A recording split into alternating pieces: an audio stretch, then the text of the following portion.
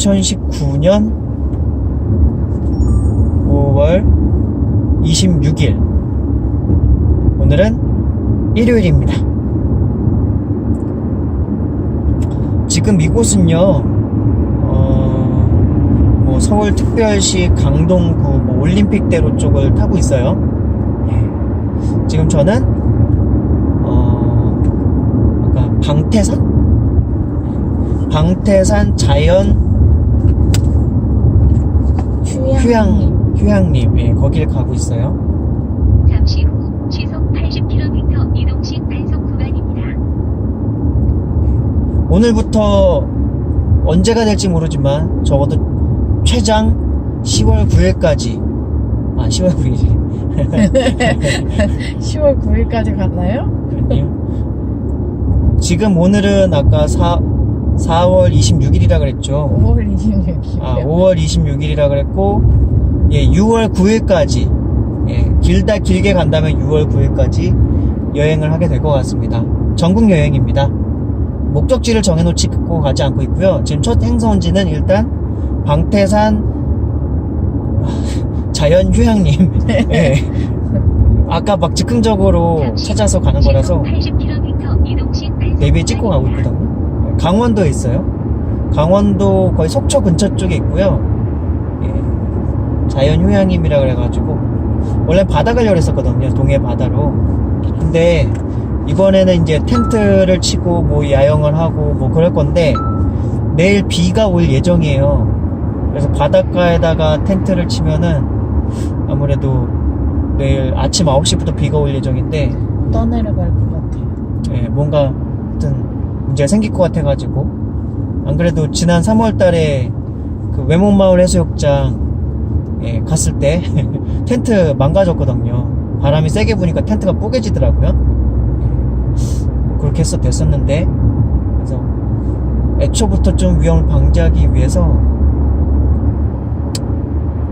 이번에는 자연휴양림 쪽에 그 데크가 있는데 그런 데다가 좀 텐트를 치려고요.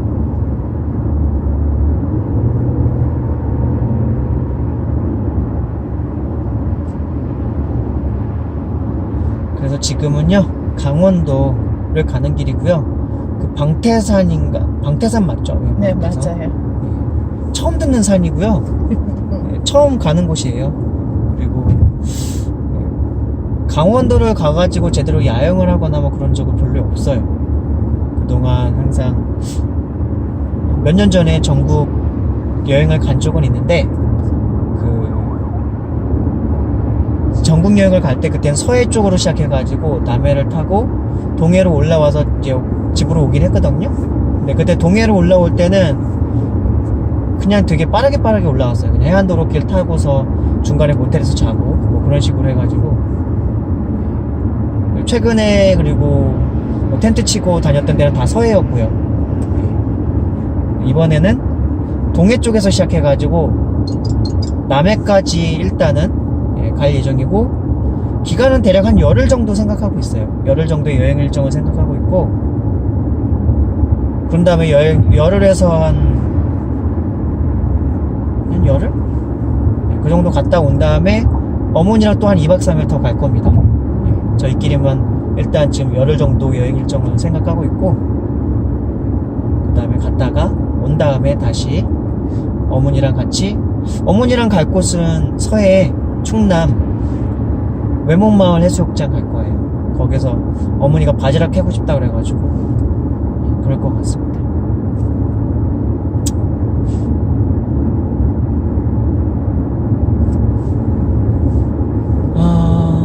강원도까지 가는 길을 제가 촬영을 하면서 간 적이 없는 것 같아요.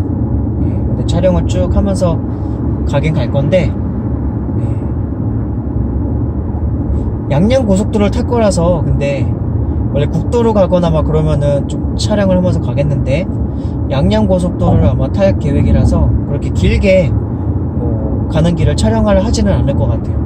중간중간 어떻게 여행 과정을 가게 되는지 그런 걸 좀 촬영을 하면서 여행 일지? 여행 일기같이 좀 남기려고 합니다. 영상 일지가 되겠네요. 오는 길은 완전 막히는데요. 지금 반대편 차선은 꽉꽉 막힌다. 강원도나 저쪽 양평이나 막 그런 데 갔던 사람들 오나 봐. 놀러 갔다 와가 집에 가나 봐요. 오늘 일요일 지금 시각은 저녁이 아니라 몇 시죠 지금? 4시 10분이요. 예, 오후 4시 10분이에요 지금. 오후 4시 10분이고요. 그 방태산 자연휴양림은 약 1km 저녁 5시 39분쯤에 도착할 예정이라고 합니다. 이번에 여행은 아무래도 길게 가다 보니까, 그리고 동해에서부터 남해까지 일정을 좀 생각을 하고 있거든요. 그래서 본래는 처음엔 바닷가 쪽으로 쭉 다 다닐까 했는데, 근데 바닷가는 좀 최근에 우리가 항상 지금 지난 몇 년 동안 너무 많이 다녔어요 사실은. 그래서 최근 한 1년 전부터는 좀 계곡을 좀 다니고 싶다는 마음이 있는데, 계곡을 어떻게 다녀야 될지 전혀 약 모르겠더라고요. 200m 앞 시속 100km 단속 구간입니다. 저희 차는 그리고 또 이제 세단이고요. 세단으로 막 계곡 같은 데 다니기 좀 애매하잖아요. 그래서 어떻게 할지 모르다가 그 야구 같이 하는 형님한테 물어봤는데, 자연휴양림, 국립자연휴양림 쪽으로 한번 알아봐라. 거기 초보자들이 캠핑하기 되게 좋게 잘 만들어져 있다. 값도 싸다. 싸더라고요 진짜. 예. 그래서 지금 전국에 있는 휴양림이, 국립휴양림이 되게 많더라고요. 그런 데 쪽으로 해가지고 일단 다닐 생각이고요. 근데 휴양림도 휴양림인데 바다 쪽도 중간중간에 갈 거고요. 그래서 동해 바다도 갔다가, 예, 중간에 또 계곡 쪽도 한번 갔다가, 그리고 마지막 가장 종착지는 이제 남해 쪽이 되지 않을까. 남해를 가고도 시간이 남는다. 그럼 전라남도 쪽으로 해서 또 그쪽에서 좀 맛집도 좀 있으니까, 아무래도 맛집은 전라도 쪽이 좀 많이 있잖아요. 예. 정상 처리되었습니다. 요즘 이게 뭐라 그러지? 톨게이트가 이렇게 넓어지니까 되게 좋다. 하이패스 톨게이트 되게 넓어지니까 완전 좋네. 가평휴게소 있다. 가평휴게소 안 가본 것 같은데? 거기 가봐요. 그럴까?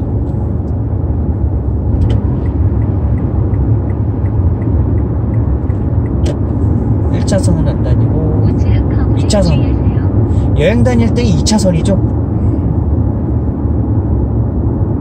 처음에 차 산 지 얼마 안 됐을 때는 속도 한번 내보겠다고 1차선 많이 달려봤거든요. 저희 차 성능도 한번 해보고 싶고. 쌍라이트까지 키고.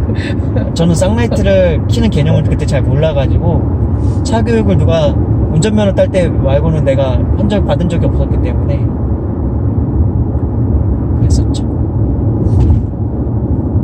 나중에 양양고속도로, 거기 지금 양양고속도로 들어왔는지 모르겠는데, 거기 들어가게 되면 그때부터는 제가 뭐 특별히 촬영을 안 하고 끊어갈게요. 아니면 제가 수다 떨 만큼 충분히 떨다가 일단 끊을까? 아직 아니에요.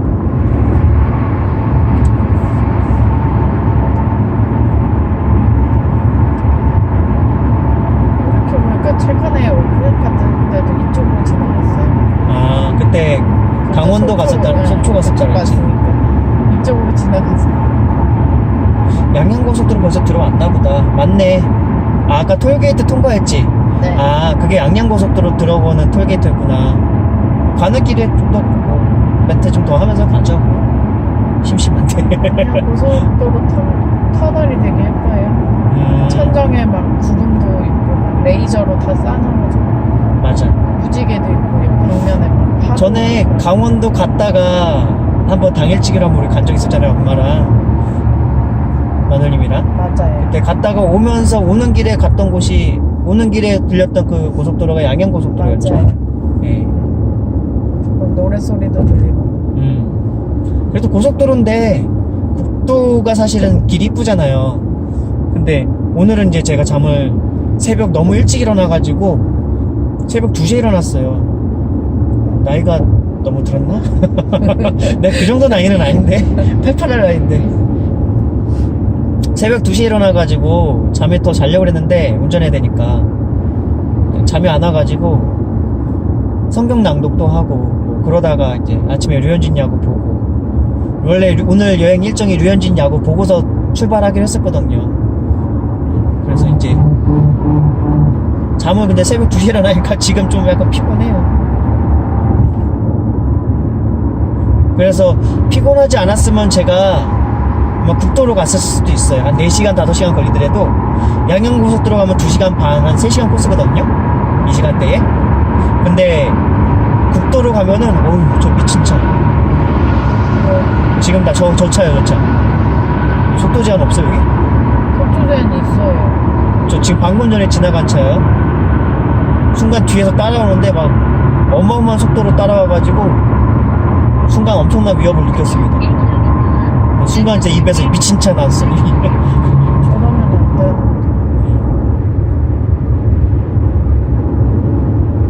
레이싱을 너무 즐겨.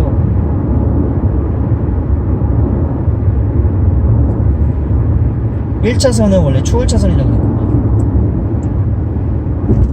근데 그쵸.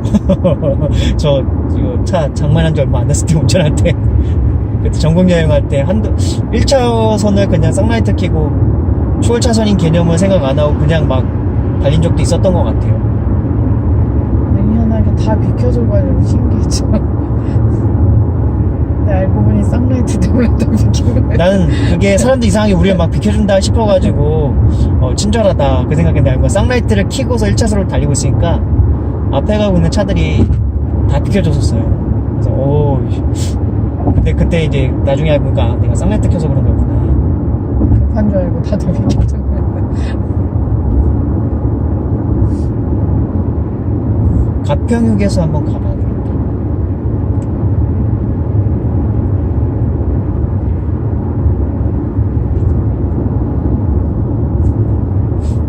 지난번에 외목마을 해수욕장에서 텐트를 다 뽀개 먹었잖아요. 그래서 이번에 텐트를 새로 장만했습니다. 이번에 좀 더 큰 걸로. 그리고 진짜 원터치. 전에 거는 우리 텐트 치는 모습을 보여드리지는 못했지만 이렇게 막 어떻게 되지? 이걸 펼친 다음에 그걸 막 손으로 우격우격 막 들어 올려야 돼요. 올린 다음에도 약간 손길이 많이 가야 되는데 이번에는 휙 던지면 지가 알아서 탁 펼쳐지는 그런 텐트를 샀어요. 텐트 값이 얼마인 줄 아십니까? 59,000원에 샀습니다. 6인용 6인용인데 어머니랑 저랑 와이프랑 같이 누우면은 딱 적당할 만큼 정도 되는 것 같아요. 그리고 옆에 상 같은 거 하나 놓을 정도 될 것 같아요. 한 바퀴 굴러도 될 것 같아요. 네. 한 바퀴 정도. 전에 거는 약간 엄마하고 저하고 와이프하고 누우면은 누울 수 있는데 그 옆에 짐 같은 거가 막 놓여지면은 약간 좁게 느껴졌거든요. 칼잠자예요. 예. 근데 이번 거는 좀 넉넉한 걸로 샀어요. 근데 값도 59,000원. 물론 실제 원래 가격이 8만원인가 10만원인가 그랬던 것 같아요. 8만원 되었어요. 8만원. 7, 8만원. 그거 샀고요. 그리고 이번에 우리가 한번 뽀개 먹어 보니까 타프의 중요성을 알았어요. 타프라는 게 뭐냐면은 텐트 친 다음에 그 위에 약간 바람막이처럼 비도 가려주고 막 눈도 가려주고 바람도 좀 막아주고 그 그늘도 막아주고 그런 건데 그거 그늘을 막아요? 그늘 좀 태양을 막아야죠. 아 그렇죠. 태양을 가려주는 거죠. 그래서 타프가 뭔지도 몰랐었어요 사실은. 이번에 그거 알아보기 전에 타프도 사고 타프 사면서 또 이제 무슨 그 대목 같은 거 있잖아요. 그거 고정시키는 거. 그런 것도 좀 그거 원래 텐트 사면 제공되는 거 있거든요. 예. 근데 그게 안 좋대요. 유튜브를 보니까 다 뽑히고 막 난리 난다 그러더라고요. 실제로도 제가 경험을 해보니까 바람 쐬니까 다 뽑히더라고요. 예. 그리고 기본적으로 텐트 칠 때 모래사장에다 치는 게 아니더라고요. 고정이 안 돼요. 그것도 모르고 치고 있었어 그동안. 다들 그래가지고 그 소나무 약간 옆에 막 흙바닥 같은 데 있잖아요. 그런 데다 치는 게 잔디 같은데 약간 그런 데다 치는 게 고정이 잘 되고 바람이 안 날아가고 그런 이유가 있더만. 그래가지고 어쨌든 이거저거 사다 보니까 되게 막 은근히 텐트보다 부대 비용이 더 많이 들어가더라고요. 그래도 타프 싼 거 샀어요. 타프가 45,000원인가? 4만원인가? 하여튼 그 정도 가격에 샀고 근데 못 같은 거 큰 거 있잖아요. 박는 거 그게 또 한 2만원 들어갔어. 그 개수대로 한 10개 넘게 사다 보니까 16개인가 그렇게 막 사고 거기다가 그 뭐라 그러죠 이거? 카라비나요? 카라비나 그런 것도 사고 스트링도 또 여분으로 더 사고 스트링이 이게 그 줄이요. 그 고정시키는 줄. 네. 그런 거 사고 원래는 뭐죠? 버너를 또 추가로 지금 블루스타를 쓰고 있는데 버너를 또 추가로 더 하나를 살려고 했었거든요. 근데 잘 못 사용하겠어서 샀다가 환불했어요. 다시 바로 산 다음에 잠깐 해보고 잘 안 되는 것 같아서 바로 환불했습니다. 산지 10분 만에 환불해요. 그리고 의자도 지난번에 낚시할 때 쓰던 의자가 있었는데 그게 하나가 뽀개져가지고 의자도 새로 장만했는데 의자값만 해도 또 그것도 한 싸게 샀어요. 이것도 나름대로. 그래서 하나당 37,000원? 예, 전에 있던 의자는 하나당 8,000원짜리 샀는데요. 그게 시야방 조제에서 막 낚시하고 앉아서 할 때 금방 뽀개지더라고요. 나중에 그 바위 같은 데 살 때. 근데 그건 저희가 이런 휴대용 의자를 사용하는 방식을 잘 몰라가지고 그러니까 원래 그런 바위 같은 데서 그거 쓰면 금방 망가지는 지름길이더라고요. 그러니까 그런 데서 하면 안 돼요. 평평한 데서 좀 바닥이 괜찮은 데서 사실은 그 휴대용 의자를 썼어야 되는데 그냥 아무 데서나 그걸 펼쳐놔가지고 결국은 금방 망가지더라고요. 그래서 이번에는 전에 거는 근데 좀 무거웠어요. 무겁고 등치도 크고 의자가 한 8,000~9,000원짜리인데 앉으면 편해요. 나름대로 낚시할 때. 근데도 무거워서 무겁기 때문에 이번에 좀 가벼운 거를 살려다 하다 보니까 가벼운 것 중에서도 최고 싼 거 나름대로 싼 걸로 해가지고 그게 쿨맨인가 뭔가 해가지고 그거 가방 같은 데 담을 때 되게 조그만한데 막 이렇게 피면은 되게 커져요. 의자가. 그래가지고 그 의자도 사고 이것저것 많이 장만했습니다. 그리고 뭐죠 식탁도 샀어요. 식탁. 휴대용 테이블. 캠핑 테이블 샀어요. 캠핑 테이블. 그것도 얼마 주고 샀더라? 그것도 그것도 싸게 샀죠. 4만원이고 5만원이고 6만원이고 5만 얼마에. 5만 얼마인가 그럴 거야. 갑자기 깜짝 세일할 때 바로. 응. 다른 데서는 다른 거 같은 규격으로는 6만 얼마인가 7만 원가 팔고 있는데 내가 4만 5천 원인가? 한 2만 원 정도 더 깜짝 세일할 때가 있어가지고 그때 좀 샀고 테이블이 되게 커요. 되게 커요. 우리가 평소 다니는 규모에 비해서 되게 커. 무거워. 막 한 8~9kg 정도 돼요. 한 6명 앉아서 될 것 같아요. 맞아요. 그게 5~6인용 정도 되거든요. 거의 막 파티 수준 할 수 있는 정도. 그래가지고 우리 차 세단인데 여기에다 다 그걸 넣어서 가려고 그러니까 와 짐 챙기는데 되게 힘들었어요. 머리도 많이 써야 됐고요. 그러니까 저 트렁크에다가 뭐뭐뭐 넣고 뒷좌석에다가 뭐뭐뭐 넣고 그리고 이번에는 그 매트릭스라고 해야 되나? 그거를 전에 것도 되게 두툼한 거였거든요. 되게 편했는데 근데 그것도 약간은 배기더라고. 그래서 에어 매트릭스를 살까 하다가 근데 그 바람 빼가지고 막 접근하는 게 힘들 것 같아서 중도동일 것 같아서 그건 안 되겠고 자충식 그렇죠. 그것도 그렇고 그건 그리고 터질면도 있고 약간 세서 그리고 자충식 방식 그런 자충 에어 매트릭스라고 하나? 네. 그것도 있는데 그거는 갤 때 너무 힘이 많이 들어갈 것 같아서 그건 안 되겠고 그래갖고 집에 원래 굴러다니던 거의 좀 물데가 없어가지고 그냥 세워놓고 있었던 되게 두꺼운 매트릭스 같은 거 있어요. 쇼파도 되고 침대도 되는 약간 그런 거 약간 휴대용 같은 거 솜 같은 건데 솜은 아니죠. 쿠션 스펀지 같은 거 쿠션이다. 쿠션 같은 침대 그게 항상 마눌님 그 작은 방 쪽에 세워져 있었는데 몇 년째 서 있었을 거예요. 그쵸? 네. 몇 년 동안 그거 천 같은 걸로 덮어놓고 있던 건데 그쵸.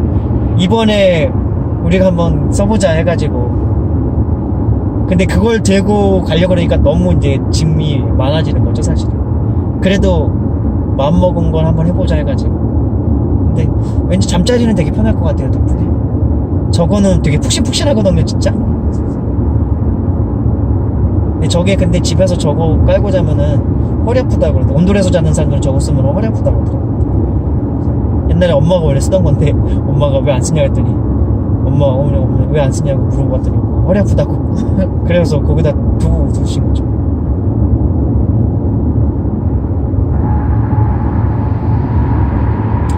그리고 저희가 이번에 이제 이렇게 여행 가면서 나름대로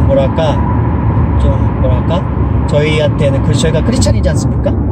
이제 저희가 크리스찬 가정 아니겠습니까? 그래서 우리가 여행 다닐 때 단순히 먹고 눈으로 보고 어떤 감정적인 여행만 즐기는 것이 아니라 여행이 뭐 어쨌든 여러 가지 되게 즐거운 것들이 많죠, 요소들이. 근데 그런 것만 있는 게 아니라 앞으로 여행을 갈 때 어떤 약간 수련회까지는 아닌데 저희가 성경 말씀을 같이 나누면서 제가 이제 어쨌든 성경 교사니까 목회자는 아니지만 그래도 목회자라는 마음으로 살아가고 있고 성경 교사로서 우리 마누님에게 어떤 성경의 이야기들을 들려주고 예수님과 복음의 이야기들을 들려주고 약간 그러는 그런 시간들을 앞으로는 이제 여행할 때나 이런 드라이브 할 때 좀 많이 가지려고 해요.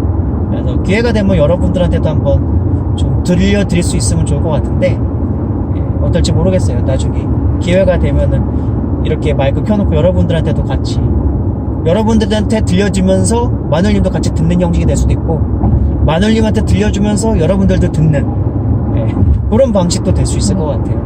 두 가지 방식이 다 되는 거죠. 그래서 아까 저희가 이거 방송, 마이크를 켜기 전에, 이거 뭐죠? 이거 카메라를 켜기 전에, 오기 전에 마눌님하고 이제 이런저런 성경과 복음과 크리스찬의 삶에 대해서 이런저런 유익한 얘기를 하면서 나누면서 왔습니다.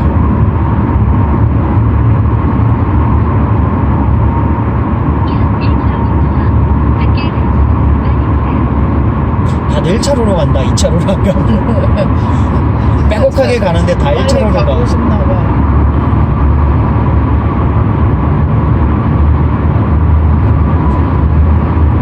왜냐면 좀 늦게 가면은 아마 이게 해가 좀 지고 구름 많고 하면은 깜깜해지니까 그럼 텐트 치기도 어려울 수 있고. 근데 이 일요일 오후에 우리처럼 텐트 치러 가는 사람도 있단 말인가?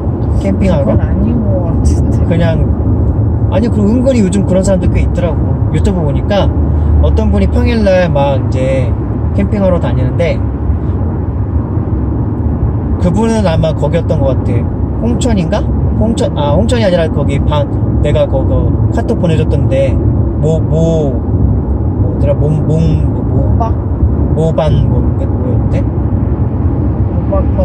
모반벙벌인가? 반벙벌인가 뭔가 하여튼 있어요 그쪽에. 예, 그래서 거기 오셨는데 자기가 이제 나름대로 한가한 시간대를 내서 왔는데 나처럼 이렇게 한가한 사람들이 많았던가 막 그러면서 이제 평일날 캠핑을 온 사람들 별로 없을 줄 알았는데 있었다 그 얘기죠. 근데 요즘 좀 오히려 주말이나 그런 게 아니라 일부러 평일날 시간 내가지고 오고 7, 8월 때는 오히려 휴가를 안 가고 특히 유튜버라던가 이제 하는 분들 중에는 오히려 좀 한가한 시간을 이용해가지고 오히려 좀 다니는 분들이 확실히 많은 것 같더라고요. 휴양님, 이제 자연 휴양님은 저희가 처음 가보는 거예요. 야구하는 같이 하는 형님이 추천해줘가지고, 그러니까 휴양님 한번 가보라 그래가지고. 그래서 알아보니까, 되게 좋더라고요. 우리나라 전국 명소에는 다 우리 국립 휴양님이 좀 있더라고요. 그리고 거기 야영 데크 같은 데가 이용하는데 하루에 뭐 7,000, 그 정도면 이용할 것 같아요. 왜냐면 관리비라는 게 어쨌든 누군가는 자연을 그 관리를 좀 해줘야 되니까 그 시설 같은 걸 좀 관리를 해줘야 되는 거니까 최소한의 비용은 받아야 되는 건데 10,000원 정도면 저는 좀 적정하다고 봐요. 근데 뭐 25,000원, 30,000원, 35,000원 막 기본적으로 캠핑 가면은 그 정도 가격대가 있더라고요. 저는 안 가봤지만 잘 그쪽으로. 전 캠핑 초보입니다. 캠핑이란 걸 거의 해본 적이 없어요. 완전히 저희는 진짜 이렇게 하나하나 스텝 바이 스텝을 해가면서 그렇게 왔었습니다. 그렇게 왔어요. 추우면 마늘이면 20도로 올리세요. 저희가 캠핑 비스무리하게 첫걸음을 뗀 거는 낚시를 하는 건데 버스를 타고 낚시를 갔었어요. 그 첫 장소가 바로 인천 연안부두였지요. 그러니까 낚시를 한 번은 해보고 싶다는 마음이 예전 20대 때부터 있었는데 우리 마늘님은 또 이제 제주도 사람이다 보니까 아버지랑 어렸을 때 낚시를 많이 했다 그러더라고요. 낚시 또 하고 싶어 하고. 근데 우리 그때 차가 없었어요. 차가 없을 때였고 그래도 그럼 차가 없이 낚시를 할 수 있는 곳은 없나 막 인터넷에 알아보니까 인천 연안부두는 대중교통으로 거의 버스가 거기까지 도착을 해요. 좀만 걸어가면 이제 연안부두 바다 쉼터가 나오고, 그렇게 해가지고 제 야구 원래 장비 가방이 있는데 거기다 낚싯대를 되게 싸구려 낚싯대 하나 사들고 그리고 동네 거기 미끼도 없었어요. 미끼도 없이 미끼를 어디서 사야 되는지도 모르고 근처 가면 팔 줄 알았는데 어디서 파는지도 모르고 사러 가려면 버스 타고 또 다시 나가야 되고 그랬었어. 그래서 갔는데 현장에 도착하니까 거기 낚시하는 분들한테 좀 빌려달라고 조금만 저도 얻을 수 있을까 했더니 막 팍팍 인심 팍팍.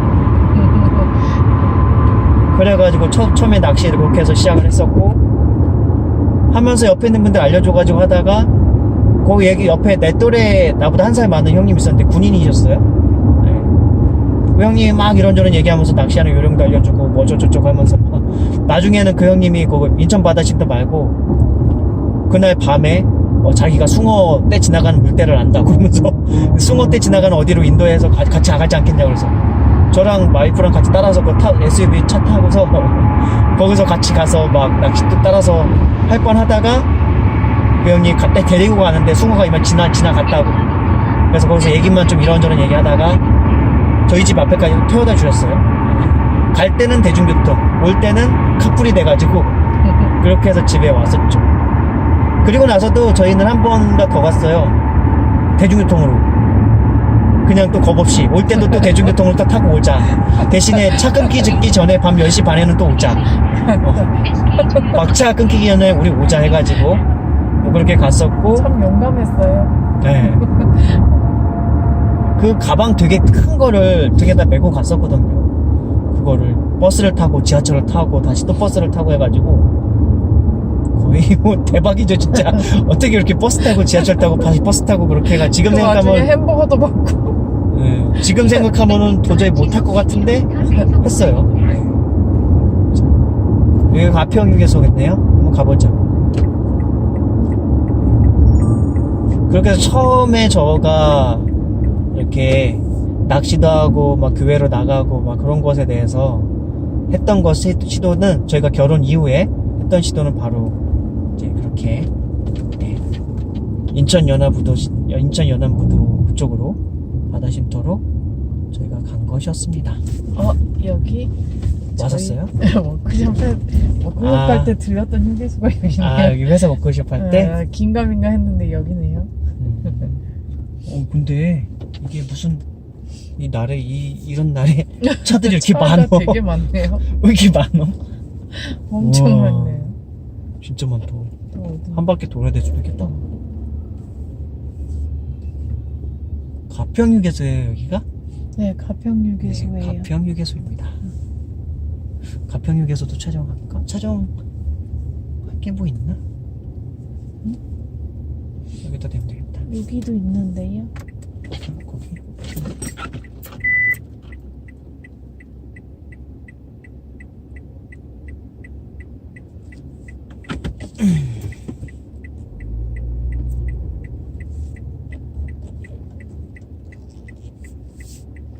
네.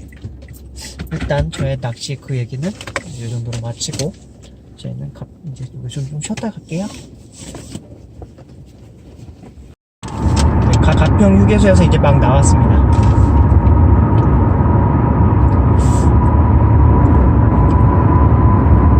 가평 휴게소는 호두 과자가 맛있나봐요.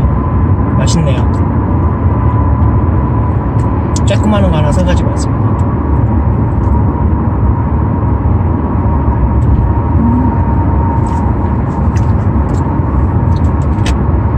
속이 정말 알차요.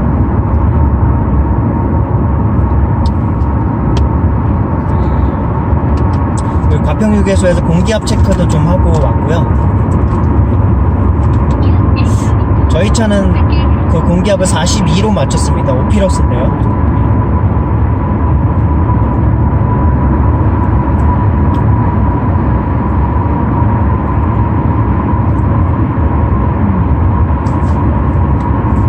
완전 매끈하셨죠? 뭔가 차가 위로 올라간 것 같아요. 약간 좀 더 안정적다 뭔가 공기압 체크하고 난 공기압을 제대로 넣고 난 다음 보니까 꿀렁꿀렁이면 좀 덜하지 않아요? 느낌이 떠가는 것 같아요. 약간 딱 차가 좀 안정적인 된 느낌이 들어요. 공기 압착근은 보통 한 3개월에서 한 4개월 그 정도 사이에 한 번씩 하면 좋다 그러더라고요. 지난 3월달에 저희가 외목마을 갈 때 아마 했던 것 같기도 한데, 지금 또 5월이긴 한데, 근데 그때 했는지 안 했는지 가물가물해가지고 이렇게 장거리 여행 떠날 때는 한 번씩 꼭 체크해주는 게 좋은 것 같아요.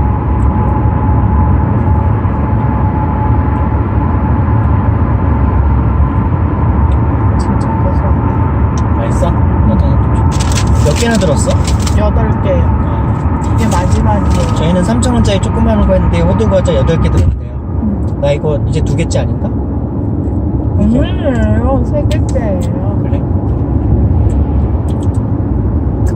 그럼 내가 5개 먹었나? 잘하셨어요. 옆에 보다.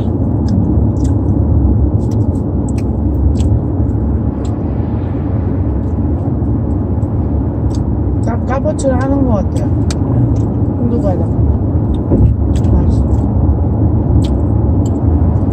원래 좀 시간이 늘 것 같아가지고 춘천이나 양평, 가평 뭐 이런 데서 텐트 칠까 했는데 거기도 휴양림 있거든요. 근데 너무 서울에서 가까우니까 좀 뭔가 아쉬웠어요. 오늘은 이번에 좀 길게 떠나는 거잖아요. 할 수 있는 한 서울에서 그래도 좀 멀리 떨어진 다음에 텐트를 치고 싶었습니다.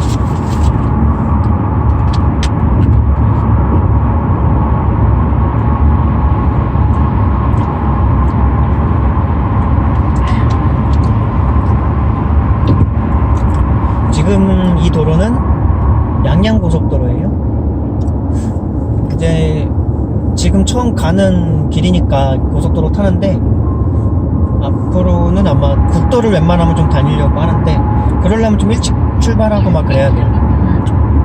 시간이 아무래도 오래 걸리니까. 그 드라이브 하면서 좀 길 보는 재미가 좀 있어요, 사실은. 그 풍경 보는 재미, 드라이브는. 특히 전국 여행 같은 경우는. 원래 오늘 제가 가려고 했던 바닷가는 아까 어디였었죠, 제가? 하조대 해수욕장. 하조대? 네, 하조대. 하조대? 네. 제가 마누님한테 그 카톡 보내주고도 제가 그걸 못 외우고 있어요. 네. 원래는 그 하조대, 근데 하조대 가기 전에 원래 순굿 해수욕장을 가려고 했는데, 그러니까 순굿 해수욕장을 가려면 어차피 그 하조대 쪽을 지나서 가야 되겠어 하조대 쪽을 먼저 들러서 그쪽에서 해안길 따라서 쭉 한번 순굿 해수욕장까지 가려고 했거든요. 약 1km 앞 시속 100km. 그런데 내일 아침 9시부터 거의 저녁 때까지 계속 비가 오더라고요. 그럼 바닷가에 텐트를 친 다음에 오히려 뭔가 좀 안 좋을 것 같아가지고 바닷가는 어쨌든 거기가 어딘든 간에 그런 물 같은 게 하루 종일 비가 오면은 텐트 안에 빗물이 많이 들어올 것 같고 막 그래가지고 네. 휴양림은 아무래도 데크가 그런 게 잘 돼 있으니까 약 200m. 데크에다 텐트 치면 어쨌든 물이 쫙 아래로 빠지지 않겠습니까? 그래서 좋아, 휴양림에서 2박 3일을 있자 해가지고 이번에 가는 방태산? 네. 방태산 그 자연휴양림은 오늘하고 내일하고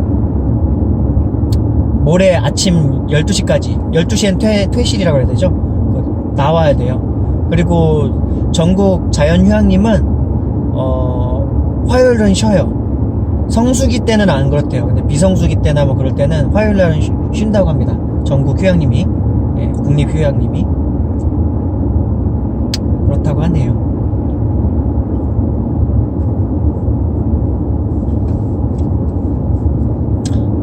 계곡에서 좀 언제나 좀 한번 텐트 좀 치고 싶고 좀 야영도 하고 싶고 그랬었는데 이제 휴양림, 전국 휴양지가 되게 휴양림이 많거든요. 앞으로 이제 거기 곳곳 돌아다니는 재미가 쏠쏠할 것 같아요. 이번에는 어차피 뭐 열흘 일정이긴 한데 다음에도 열흘 이상 가는 일은 거의 없을 것 같긴 해요. 저희 인생에 어쩌면 이게 마지막 열흘 여행이 될 수도 있지만 물론 예전에 3년 전에 전국 여행 할 때도 그런 얘기를 했었어요.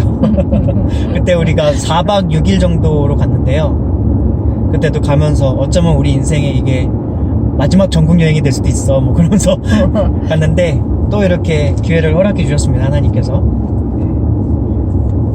아, 그 얘기를 안 했군요. 제 마눌님이 오늘이 일요일이죠? 네. 이틀 전에 퇴사를 했습니다. 네, 금요일 날까지 일을 하고 다니던 직장을 이제 퇴사를 했고요. 그래서 시간이 이렇게 나는 거예요. 그 이제 직장 스토리에 대해서 나중에 한번 좀 얘기 드릴 일이 있을 거고요. 우리 마눌님의 직장 스토리. 연봉 최저 딱 연봉에서 현재 연봉까지 어떻게 올라왔는지 뭐 그런 직장 생활 스토리 그런 것들에 대해서도 나중에 제가 한번 좀 이야기를 풀어드릴 일이 있을 것 같습니다. 지금 다니고 있는 회사는 한 20여일 전쯤부터 퇴사 의사를 밝혔고요. 그리고 뭐 어느 다른 옮길 회사가 정해진다면 밝힌 그렇게 퇴사를 하는 건 아니고요. 다니고 있는 회사의 사장님이 초심을 좀 잃으셔가지고 더 이상은 좀 함께하기 힘들겠구나 싶어가지고 그동안 사장님께서 잘못했던 일들 한번 조목조목 한번 짚어드리고 그리고 사장님께서 변하지 않으시면 아무래도 힘들 것 같습니다 했는데 사장님은 난 내 멋대로 살 거야 뭐 그렇게 해가지고 사장님께서 나는 나야 하면서 나는 사장이고 넌 직원이야 원래 이렇게 말하지는 않았고요. 이건 제가 되게 의역을 해드린 거고요. 하여튼 사장님은 좀 약간 고집불통에 아나무인에 지금 21세기의 중소기업을 꾸려가는 사장님답지 않게 너무 오만하고 교만하고 사람에 대한 배려와 존중이 없고 거의 회사 안에서 왕처럼 군림하려고 하는 약간 그런 게 있어가지고 근데 마눌님이 한 1년 정도 있을 때까지만 해도 마눌님 다른 사람들한테는 약간 그랬는데 우리 마눌님한테는 잘했거든요. 근데 최근에 이제 몇 개월 전부터 약간 다시 본색을 드러내기 시작해가지고 이제 저는 이제 우리 마눌님의 이제 약간 직장 생활이라던가 그런 거에 컨설팅 설계자로서 안에서 이제 조언을 많이 해주는데요. 제가 어떻게 보면 외조라고 할 수도 있겠죠. 어떻게 보면 조언이라던가 상담이라던가 여러 가지를 제가 마눌님에게 해드리는데 이번 직장을 그러니까 작년 원래 일한 지 3개월 될 때부터 사실 옮기고 싶은 때였어요. 사실은 업무도 너무 많았고 마눌님이 회사에서 거의 1인 사역 역할을 했었거든요. 우리 마눌님이 처음에 입사했을 때 이 회사에 위에 차장님이 있었고 마눌님은 과장님이거든요. 과장인데 마눌님 위에 차장이 있었고 그리고 마눌님 밑으로 이제 직원이 한 사람 이제 바로 이제 어쨌든 마눌님을 서포트 해줘야 할 직원이 한 명 있었고 또 현장에서는 또 마눌님의 디자인을 또 서포트 해줘야 될 현장 소장님이 있었는데 마눌님이 온 다음에 그 차장님이 바로 다음날 이제 뭐 수술 일정이 잡혀 있어가지고 바로 입원하시고 그러니까 마눌님이 그 차장님의 역할까지 도맡아가지고 뭐 미팅이라던가 거래처 미팅 뭐 그리고 디자인 뭐 그런 거 협의하고 막 그런 것부터 해가지고 설계 뭐 그런 이런저런 다 하고 그랬어요. 그런 다음에 마눌님을 서포트 해줘야 될 그 직원이 너무 일을 뺀질뺀질 하면서 그러니까 마눌님 편을 들어서 그런 게 아니라 진짜로 일을 뺀질뺀질 안 하려고 그래요. 그래가지고 결국 그분도 어쨌든 회사를 관두게 되고 현장에 있는 소장도 남 탓하면서 자꾸만 마눌님한테 막 책임을 떠넘기려고 하면서 하다가 결국은 잘리셨고 우리 마눌님 혼자서 그래서 현장 소장 일부터 밑에 서포트 해줄 때 그거 꼭 혼자 다 하고 그러니까 어떤 케이스였냐면 그 밑에 서포트 해주던 그 마눌님 밑에 있는 사람이 뭐 일을 맡기면은 어느 정도 시간 내에 일을 해줘야 되는데 그게 아니라 이상하게 디자인을 그려와요. 그래서 마눌님이 일을 맡기지 않는 것만 못하게 일을 2번, 3번 하도록 계속 반복적으로 약간 능력도 별로 없지만 약간 고의성도 약간 있는 게으르게 약간 좀 뭔가 일을 하려고 하는 그런 게 있었거든요. 그러니까 그 친구가 관두고 마눌님이 혼자서 그것까지 떠맡아서 하고 또 마눌님 위로 있는 차장님은 좋으신 분이었는데 사장님이 그 차장님과 마눌님을 약간 이간질 시키려고 하면 왜 물론 근데 차장님하고 우리 과장님 우리 마늘님하고는 친했어요. 사장님의 그런 농간이라던가 계획을 다 알아차렸죠. 그런 상황에서 뭐 하여튼 경쟁을 붙이고 막 그랬는데 차장님이 나중에 이제 복귀한 다음에 열받아가지고 사장님한테 한 소리 막 한 다음에 때려쳤죠. 때려쳤습니다. 그리고 다른 회사로 이제 나중에 다 옮기셨고요. 그렇게 해서 1년 넘게 마늘님 혼자서 소장 역할, 차장 역할, 그리고 밑에 사람 것까지 다 했고요. 적립요금 5,700원이 허물 처리되었습니다. 그렇게 했고 그 다음에 자기 것도 하는 거죠, 당연히. 그러니까 본인 거 포함 다른 사람 거 포함해서 총 1인 4역 역할을 지난 한 1년 3개월 동안 그렇게 했던 거죠. 본래는 작년에 그래서 우리는 계획을 나름대로 세워놓은 게 있었는데 1년 채우고 나서 연봉 협상을 다시 한 다음에 그 연봉 협상을 안 맞춰주면은 이제 이제 다른 회사로 좀 옮기려고 생각을 하고 있었습니다. 그랬지만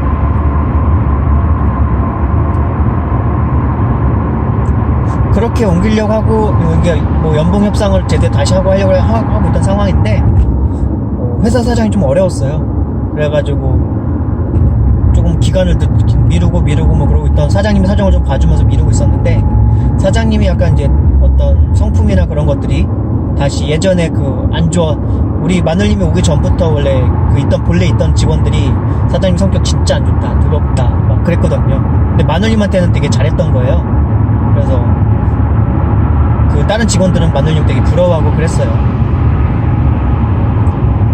잘해주니까.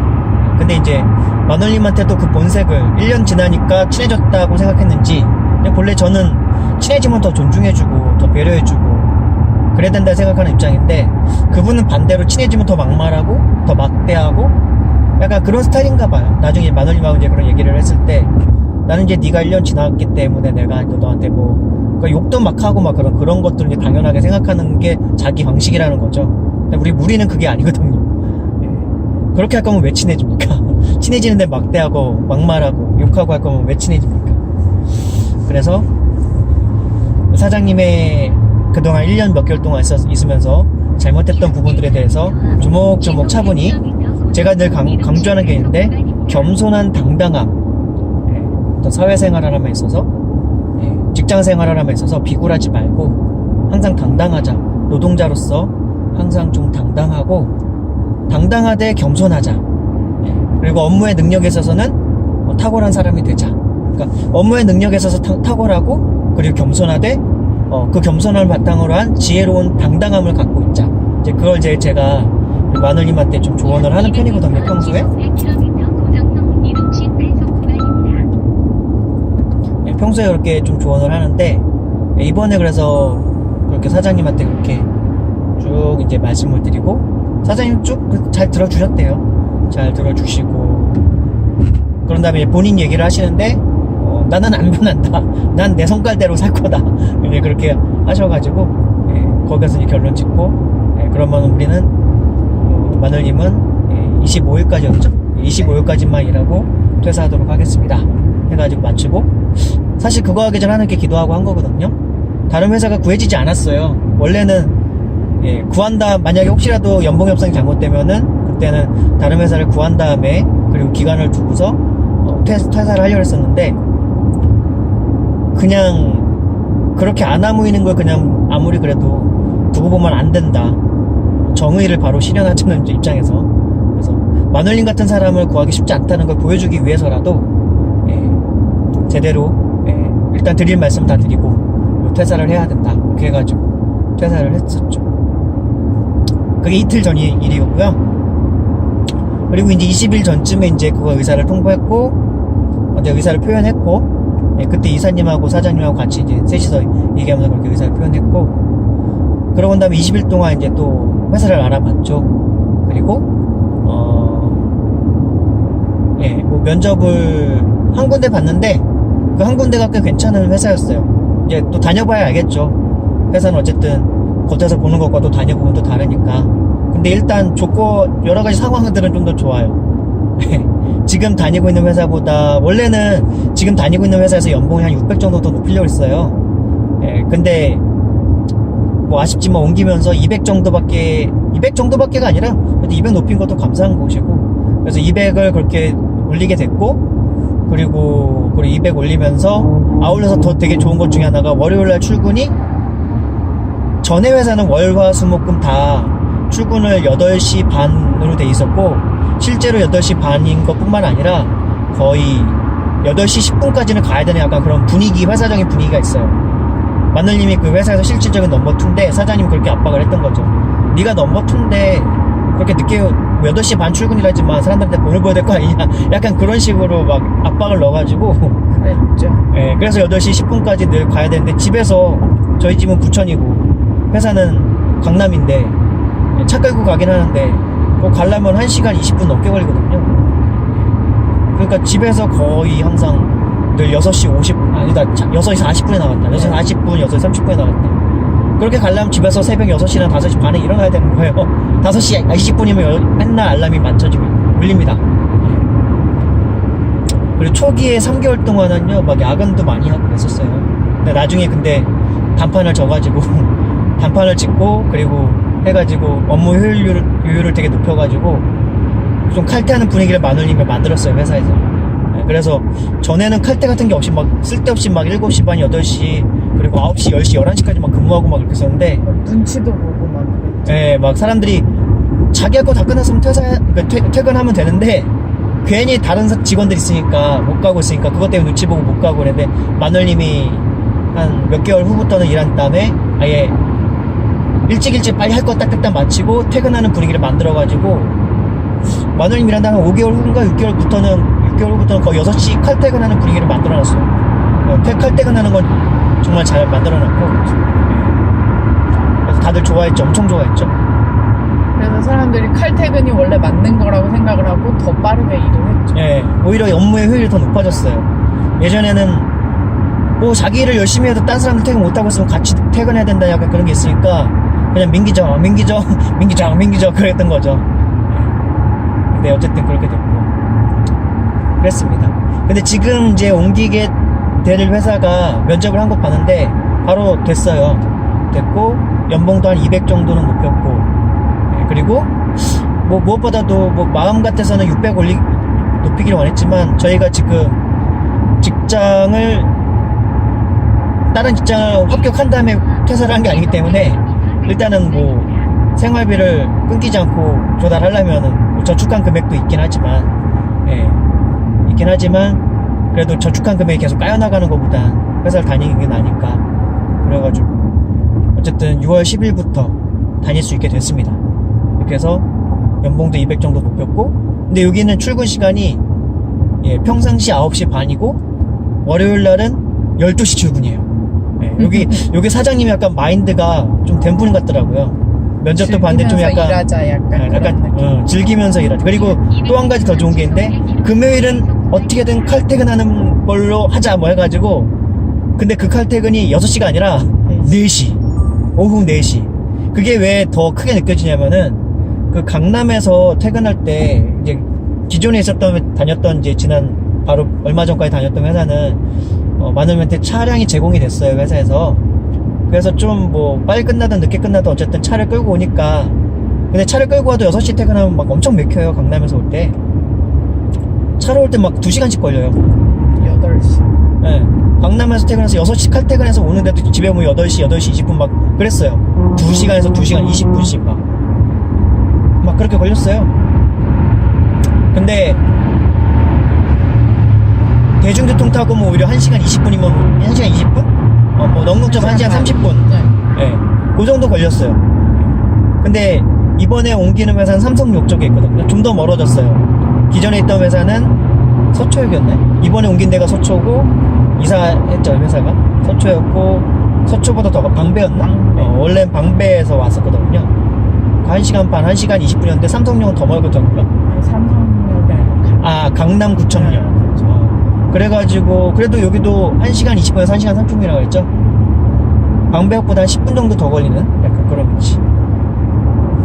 근데 어쨌든 그게 6시에 퇴근할 때는 지하철 타고 오더라도 6시에 딱 도착해서 지하철역에 도착해 6시에 칼퇴근하고 지하철역에 한 6시 10분쯤에 오면은 한 3대는 그냥 놓쳐야 된대요.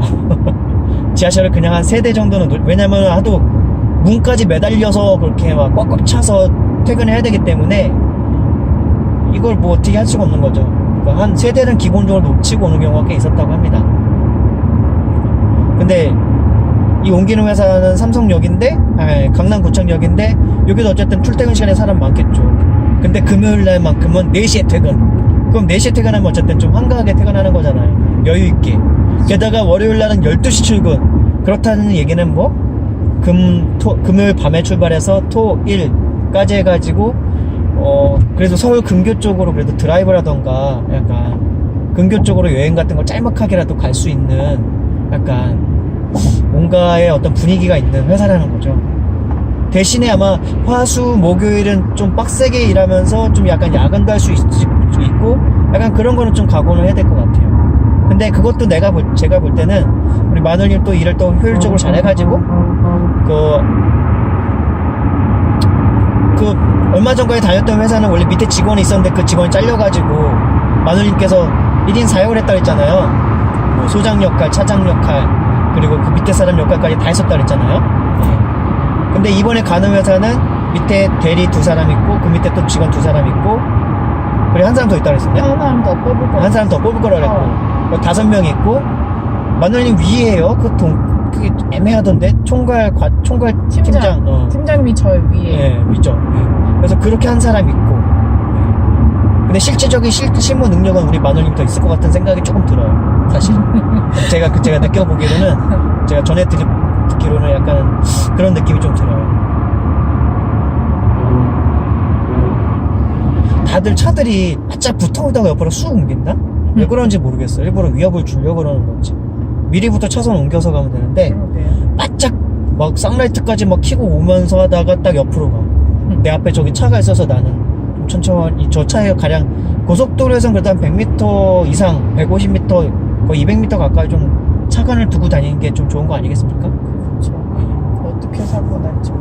그래서 저는 좀 안전운전을 하는 건데 차들이 뭐가 그렇게 급한지 막 쌍라이트를 켜고 막 방금 전에 저 옆으로 가서 뒷차 말고 아까 하얀색. 한 10m까지 바짝 쌍라이트를 켜고 들어오다 옆으로 휙 가더라고요. 그거는 되게 싸우자는 얘기거든요. 내가 그리스도인이 아니었으면 옛날 20살 이전에 10대 때 혈기로라면 10대래요? 그쵸. 제가 가장 혈기가 왕성할 때가 그래도 10대? 왜냐면 20살 때 회심을 하고 하나님을 알게 돼서 그 다음부터는 뭐 나름대로 막 욱하거나 막 그런 건 별로 없었거든요. 아 근데 참 다 옆에가 다 산이구나 진짜. 그러니까 고속도로는 옆에 이게 산들 이렇게 보러 가는 게 있긴 한데 국단은 막 오솔길로 이렇게 꼬불꼬불하면서 그 산들을 아주 세세하게 보는 그런 맛이 있어요. 맞아. 이거는 막 큰 도로를 가면서 그냥 옆에 있는 산들을 그냥 쭉 보는 건데 이렇게 차 합류되는 길은 좀 여기서 한번 추월을 한번 해줄까요?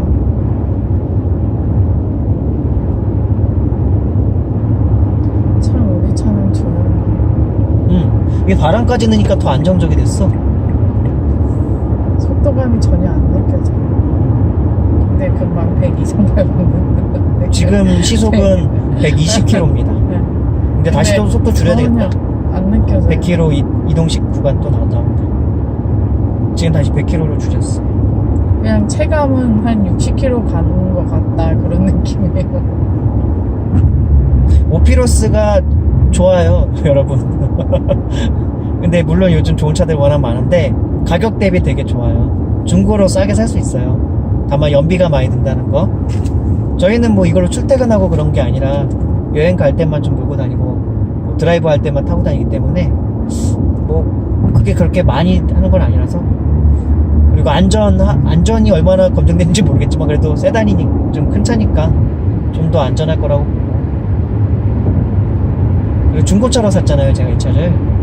중고차로 살 때 오히려 좀 약간 이렇게 세단 좀 원래 그러니까 CC가 높은 차는 그 회사에서 부품을 좀 좋은 거 쓴다고 그런 얘기를 제가 차를 잘 모르고 지금도 잘 모르지만 그때 그래도 같이 아는 형님들이 이제 조언을 들은 바로는 그렇다고 해가지고 이걸 장만했었습니다. 맞는 것 같아요. 근데 되게 좋아요. 너무 대만족하면서 좌석 있어요. 되게 좋고. 근데 요즘 이제 캠핑이나 여행을 많이 다니면서 사실 SUV가 이제 좀 땡기고 있긴 한데 조금 편하게. 예, 근데 SUV를 사는 순간 이런 승차감은 포기해야 되니까 그렇죠. 그게 좀 그래서 그냥 이러고 살려고요. 나중에 봐서 돈이 많으면은 그때 만원님 차를 한 대 더 뽑던가 SUV를 해가지고 이거는 또 이거대로 타고 그쵸. 그러면 되죠. 그 대신 검소하게 늘 살고 많이 버는 만큼 많이 쓴다는 개념은 아니에요. 많이 나눠주고 얼마 가면 또 검소하게 소박하지만 살게 그렇게. 그러니까 SUV를 산다면 캠핑 생각하면서 사는 거예요. 캠핑. 그렇죠. 차박 캠핑 해가지고 딱 차박 캠핑 생각하면서 사는 거죠. 도착 시간이 6시 20분으로 나오네요. 중간에 휴게소를 들려가지고 거기서 좀 약간 시간을 지체를 했기 때문에 도착 시간이 6시 20분이 될 것 같습니다.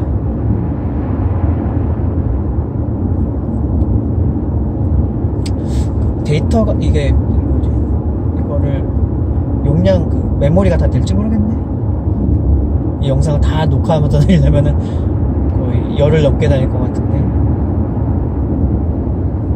핸드폰 다 챙겨봤어요. 네. 지금 찍고 있는 이 카메라는 일단 외장 메모리가 256기가가 들어가 있는 거거든요. 256기가 있고 다른 핸드폰 2개에 또 120기가 정도씩 또 더 있고 그렇게 해서 총 한 500기가 정도는 기본적으로 좀 있어요. 500기가의 영상을 담으면 꽤 많이 담을 수 있을 것 같은데 문제는 항상 배터리예요. 배터리가 다 될까. 다행히도 차량 드라이브 할 때 문제가 안 되는데 이걸 드라이브 안 하고 그냥 풍경 찍고 그걸 이제 차에서 내려서 걸어서 촬영하고 할 때는 배터리가 되게 많이 소모돼요. 그래서 보조 배터리를 좀 갖고 오긴 했는데 그거로 충전을 하더라도 좀 한계가 있어가지고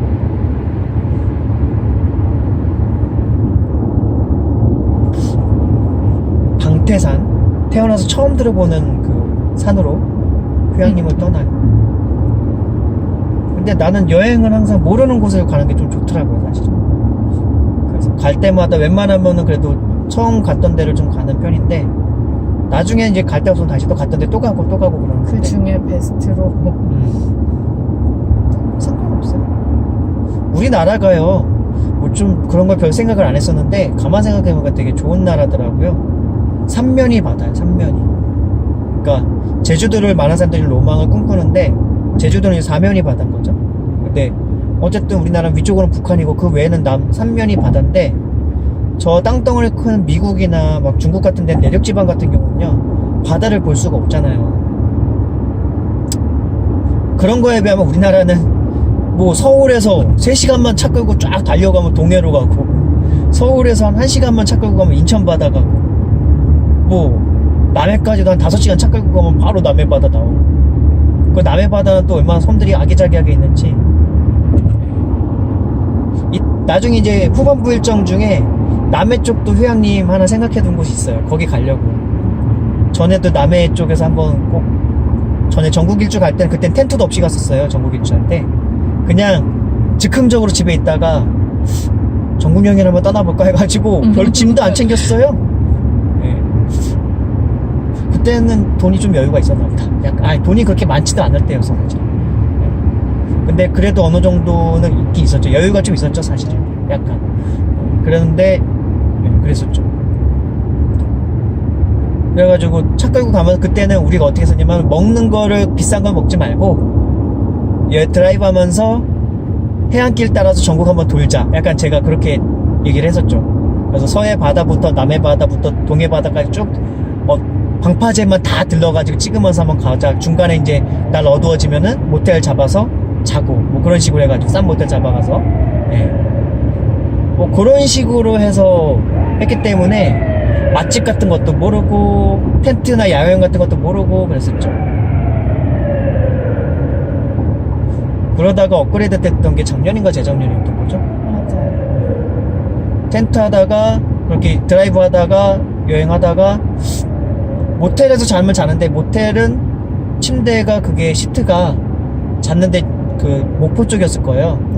모텔이었는데 그 여기 어땐가 그 개그맨이 그 선전하는 그 광고 어플 있잖아요. 그걸로 해서 좀 싸고 뭐 괜찮다고 평났는데 갔는데 헐 하는데 약간 허름하고 잤어요. 근데 그 다음 날부터 막 온몸이 가렵고 막 그런 증상도 있고, 또 그래도 좀 깔끔하고 괜찮은 데 가면 또 기본적으로 막 값이 좀 나가고, 모텔들도 호텔 가자니 호텔은 또 비용이 또 비싸 부담되고. 저는 호텔 태어나서 거의 한 번도 가본 적이 없는 것 같은데요. 저 개인적으로는 단체에서 갈 때는 간 적이 있었던 것 같긴 한데, 저 개인적으로는 호텔을 가본 적이 없는 것 같고. 뭐 24도로 높여야 될 것 같은데. 완전히 춥죠.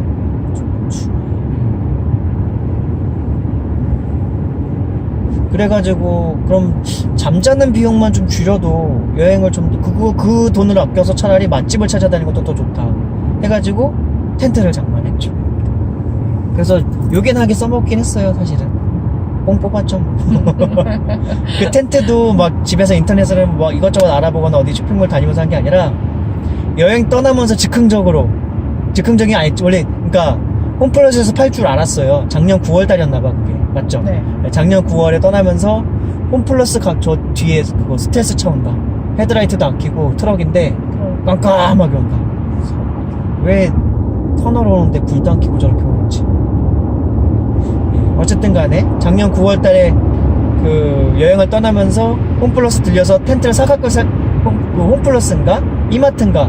거기 인터넷이 있거든요. 거기 텐트가 다 있더라고요. 그러면 나는 당연히 오프라인 쇼핑몰에도 있을 줄 알고 갔는데 없더라고요. 당황해가지고 어디서 사지? 그럼 텐트 파는 데 가서 살까 했는데 그때 또 주말이었어요. 다 문 닫았어. 어떻게 하자. 다 중고나라, 네이버 중고나라 거기에다가 그래서 알아보니까 원터치 텐트 해가지고 있었던 게 그때 그게 롯티캠프 원터치. 그래서 그거를 육각 텐트 해가지고 원래 그게 7만 얼마짜리 텐트인데 제가 그때 5만원에 샀죠. 단돈 5만원에. 나름 근데 그거 받으면서 막 펼쳐보고 하면서 꼼꼼히 알아본다고 샀는데도 막상 쳐보니까 사실 알고 보니까 위에 꼭대기가 약간 불량한 거였던 것 같아요. 원래 다른 분들이 댓글 그 텐트에 대해서 댓글 달아주신 걸 보니까 그게 딱 고정이 되는 거더라고요 원래. 근데 우리 텐트는 고정이 안 됐어. 그리고 나중에 그 텐트 고정시키는 그 스트링 고정시키는 거 있잖아요. 핀 같은 거. 그걸 거기다 나중에 꽂았다니까요. 아마 그것 때문에 텐트가 부서진 이유도 조금은 있었을 것 같기도 한데, 근데 그것만은 원인은 아닐 거야. 원래 부서질 거니까 부서진 거지.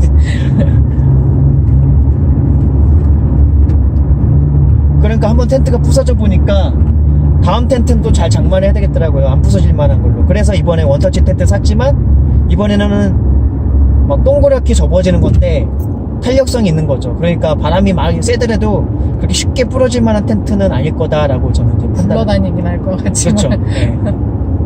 굴러다니더라도 그 안에 딱 들어가 있으면은 상관없겠지. 어쩌면 그 텐트도 밖에서 붙잡지 않고 그냥 안에만 있었으면은 그냥 마누님하고 내가 그 텐트 안에 있었으면은 사실 부러지진 않았을 거야. 그쵸?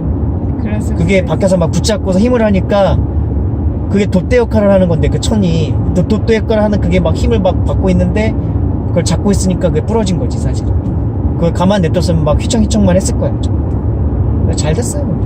그걸 경험을 했기 때문에 다음부터는 날씨가 안 좋은 때는 텐트를 함부로 치면 안 되겠구나 이제 그걸 판단을 하는 거죠. 갑자기 안 좋아졌어요. 네. 바람이 갑자기 세져가지고. 오늘 같은 경우도 원래는 바다로 행선지를 잡았다가 내일 비가 온다는 걸 알고 날씨 예보를 보고 지난번에 그 경험도 있고 하니까, 특히 동해바다는 바람이 더 셀 것 같거든요. 왠지 서해바다보다 더 세면 세지 덜하지 않을 거라고 판단이 되기 때문에 텐트 치면 분명히 이거 뭔 일 있을 것 같아 싶어서 계곡 쪽에다가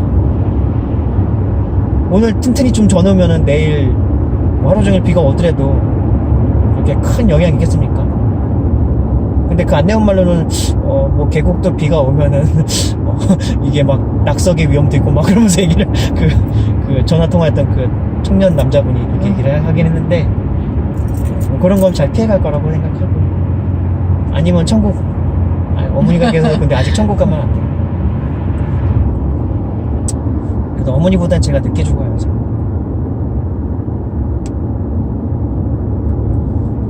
이제 어느덧 35km 정도밖에 안 남았네요.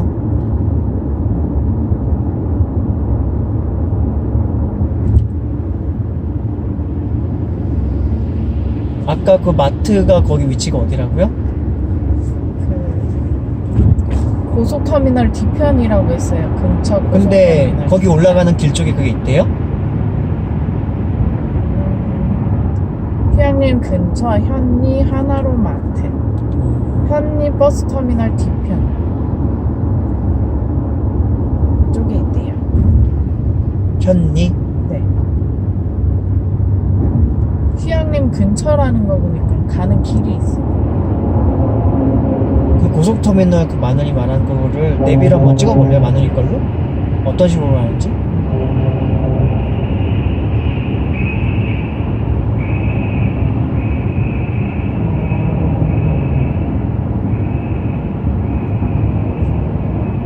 오늘은 우리가 간다면 소고기를 먹던가 아니면 삼겹살, 소고기를 먹어도 되겠다. 삼겹살 지금 냉동돼 있어가지고 지금 오늘 이번에는 아이스박스도 챙겨가요. 저희가 집에서 막 굴러다니던 거 있는데 그 아이스박스 챙기고 매트리스 큰 거 챙기고 막 그러니까 이 세단 차에다가 뒷공간을 그냥 꽉 채워서 가고 있어요. 지금 간신히 넣었어요. 그것도.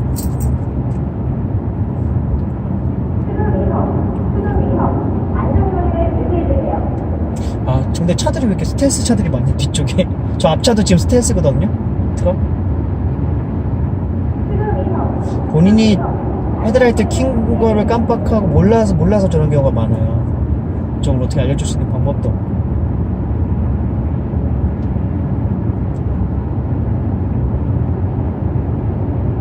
스텔스 차량이라고 하면 헤드라이트를 완전 꺼놓고 깜깜하게 다니는 차를 말하는 거예요. 이 어두운 데서.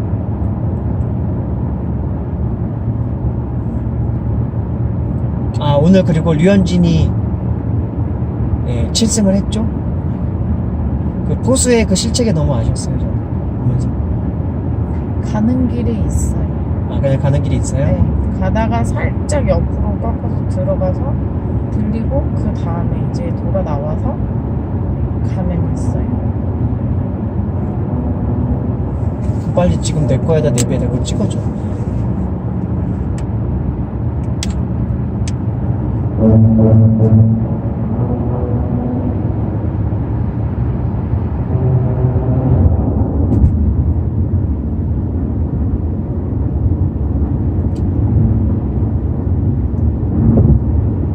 그럼 그 마트를 들렸다가 바로 거기 휴양림이 근처라는 거죠?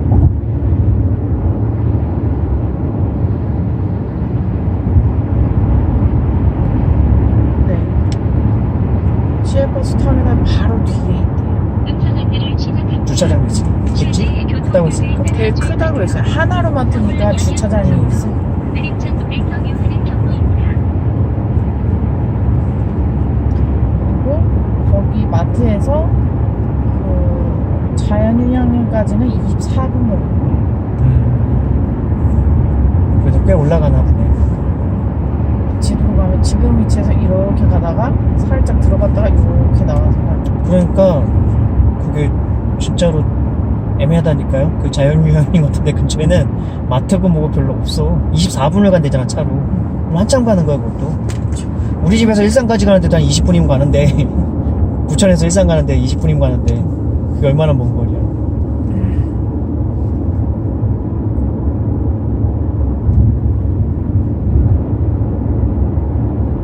이 양양고속도로가 뚫려가지고 그래서 강원도까지 가는데 한 거의 1시간 반 가까이 절약되니까. 원래 그 막 둘레서 거의 차로 등산을 하면서 가는 건데 한계령, 대관령 하면서. 그 숭부해수욕장 거기는 우리 집에서 갈 때 무료길로 가면은 대관령 타고 가는 거고요. 그니까 아까 무슨 무슨 원래 가려던 데 어디서 해수욕장이었지? 하조대요. 하조대 해수욕장. 거기도 무료길로 가려면 한계령 넘어야 돼. 근데 양양 고속도로는 어쨌든 톨게이트비 좀 뭐 냈지만 1시간 반을 절약해서 쭉 가니까. 근데 그럼에도 불구하고 좀 약간 풍경 보고 그렇게 가려면은 그냥 무료길로 가도 괜찮아요. 지금 저는 좀 약간 너무 일찍 새벽 2시에 일어난 상태라서. 그리고 또 일찍 도착해야 돼요. 지금 5시 46분이니까. 산이면 또 해가 일찍 질려나?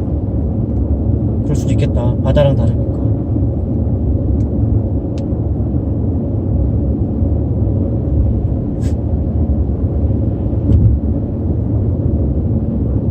계곡에서 처음 텐트 쳐봅니다.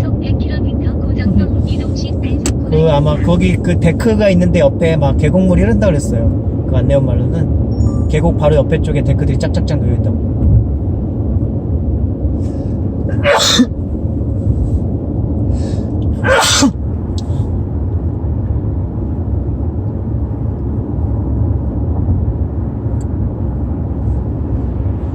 근데 지도로 보니까요, 시애버스 터미널 옆에 편의점이 있어요. 그래서 하나로마트까지 갈 필요는 없을 것 같아요.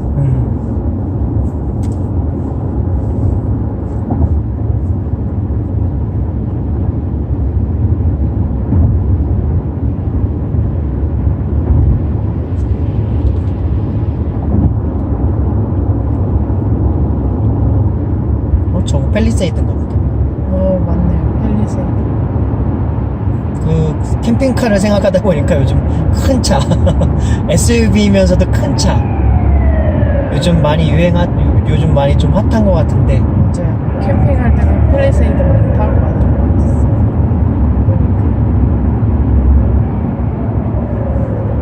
팰리세이드 비싸요. 우리는 아직 감당이 안 됩니다. 저거 한 5천 6천만 원에 거의 캠핑 가는 차들이 SUV가요. 카렌스, 카니발, 그다음에 팰리세이드도 있었고. 근데 카니발 막 그런 건 너무 봉고차 같은 느낌 들어서 그런 차가 많더라고요. 나는 싫더라고. 봉고차 느낌 나는 거. 저 팰리세이드 약간 내 느낌이 좀 커. 근데 캠핑을 좀 편하게 하면 차는 커야 되고, 그렇다고 해서 좀 날렵했으면 좋겠는데 또 그러진 않고 이게 두 개가 같이 겸하기는 참 어려워. 뭔가 조금 뭉툭해.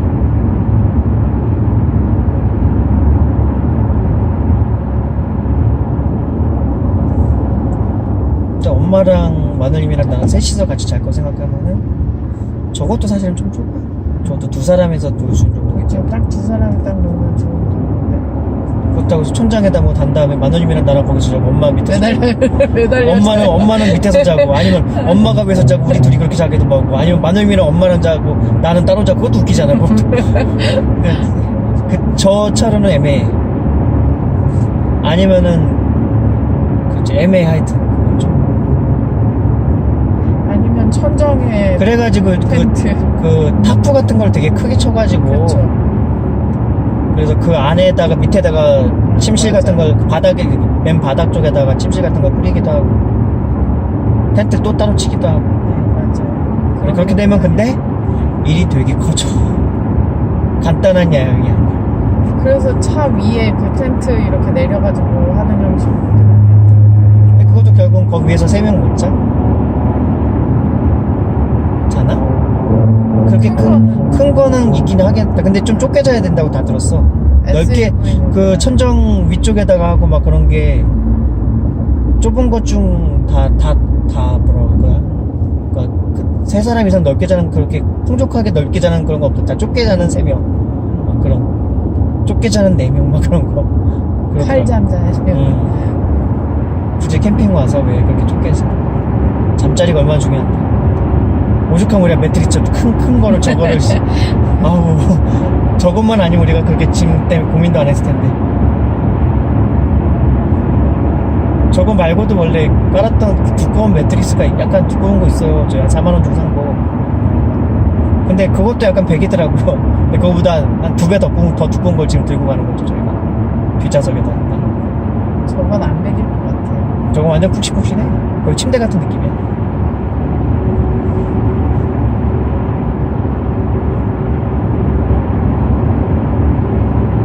게다가 오늘 같은 2박 3일 동안 또 그거잖아. 데크잖아. 나무 그렇죠. 데크.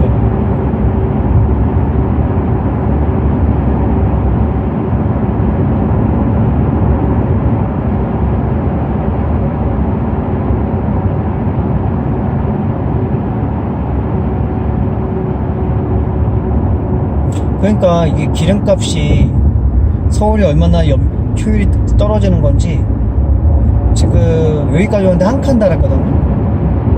서울에서 근데 도심 지역 신호등 막 섰다 달렸다 하면서 뭐 어디 좀 갔다 오면 한 칸 달아있어요. 강남만 한번 갔다 와도 달아있을걸? 한 칸이. 맞아. 그러니까 여기는 그냥 쓱 달려서 오는데도 뭐 이렇게 멀리 와도 사실 기름값 차이는 별로 안 난다는 거.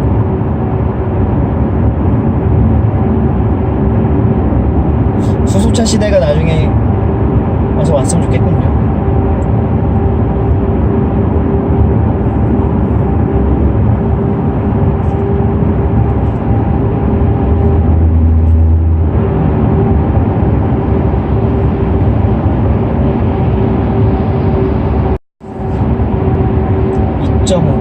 앞에서 빠졌나. 내린천역에서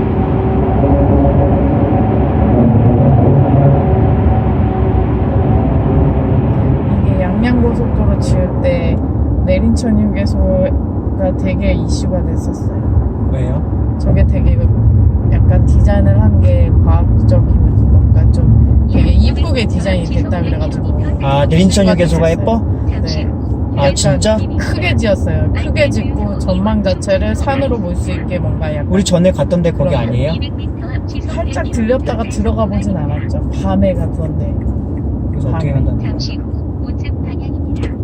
이어서 우측 방향입니다. 집중해야겠다. 밤에 갔었죠. 그때가 내린천역에서 거기 맞아? 네. 아. 거기 막 카페처럼 불 들어와 있었잖아요. 아, 거기에요. 거기? 우리 갔던 거기가 데네? 내린천역에서. 밤에? 아. 약간 그게 밤에 삼각형 예뻤는데. 모양인데 비행기 모양 같기도 하면서 약간 그런 느낌으로 이렇게 만들었다 그랬어요. 요거. 어. 그게 뭔가 되게 이쁘게 돼 있다고. 여기가 내린천 휴게소입니다. 지나가는 길에 은근히 보게 되네. 거기는 밤이 더 예쁘다 그랬어요. 밤에 우리 봤죠. 네. 근데 되게 썰렁해졌어요. 400m 앞 풀게이트입니다. 하이패스 차로는 1차로입니다. 시속 30km 이하로 서행하세요.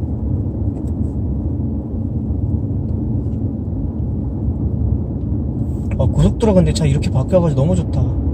차선 넓은 데로 해가지고 진작부터 이랬으면 너무 좋았는데. 하이패스 지나가. 여기는 다시 좁아졌긴 했는데 아까 좀 넓고. 요것도 그래도 좀 넓긴 하다. 통행요금 3,500원이 허블 처리되었습니다. 310m.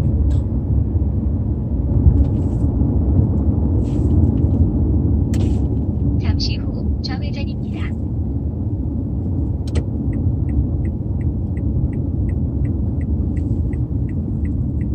야, 여기가 어디야?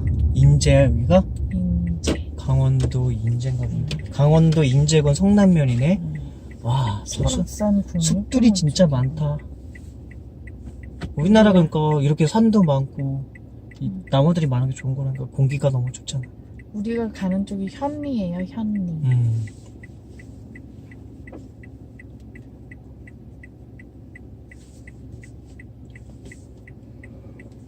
오늘 되게 일찍 잠 잘 자야겠다. 그냥 생활 리듬이 이렇게 돼가지고 맨날 우리 텐트 치면 그때 낮가방에 막혔을 때 밤에 잠 안 와가지고 내가 되게 힘들어했는데 이제는 새벽 2시에 막 일어나서 왔기 때문에 밤에 되게 잠 잘 푹 자겠다. 밤새. 그리고 아침에 깨가지고 초롱초롱.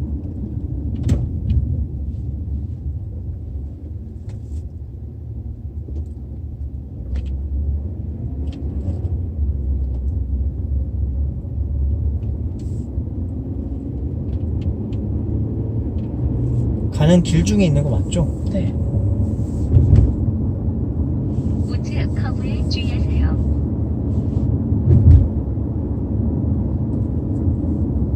야, 강원도 인제를 이렇게 쓱 보면서 가는 거네.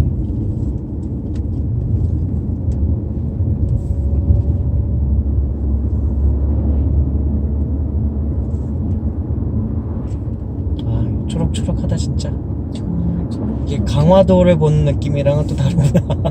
저희가 강화도 쪽으로 이제 서울 근교 쪽으로 드라이브 갈 때 가는데 거기서도 이렇게 초록초록하니까 약간 뭐지, 그래 뭐 강원도까지 갈 필요 있어 그러면서 이제 거기서 나름대로 위안을 삼는데, 야 이게 진짜로 강화도로 오니까 강원도 막 이렇게 산골 오니까 장난이 아니에요. 와, 이 산이 나무가 이렇게 쫙 산을 다 메꾸고 있어요.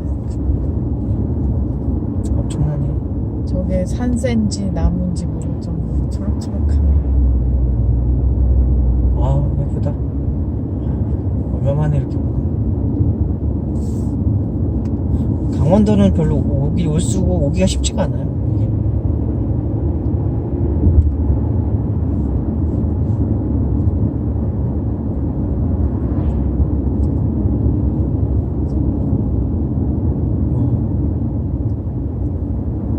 가면 근데 좀 무섭겠다. 여기 진짜 뭔가 너무 약간 약간 조금 없어요. 웅장해. 이 화면으로 보이는 거랑 저희가 눈으로 보는 거랑 너무 느낌이 다르거든요, 지금. 너무 웅장해요, 산이. 설악산 다닐 때도 약간 갈 때도 그때 그런 느낌 좀 들긴 했는데.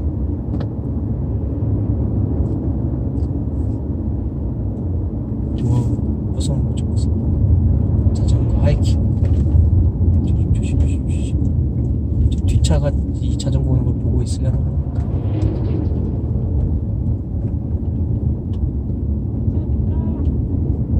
다 얘기하네요. 뒷사람이 차 그렇게 얘기했어요.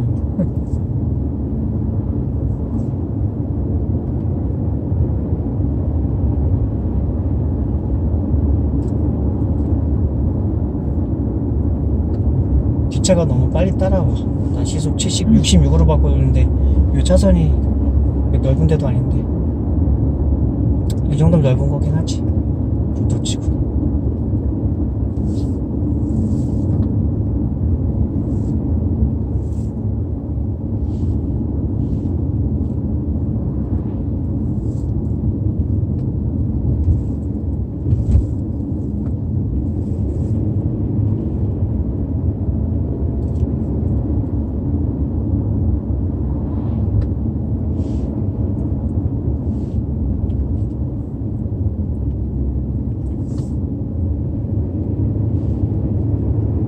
뒷차가 너무 빨리 따라와.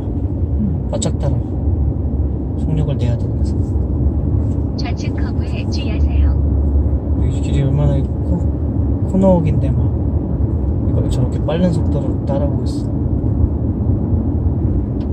주의 사고 자전거.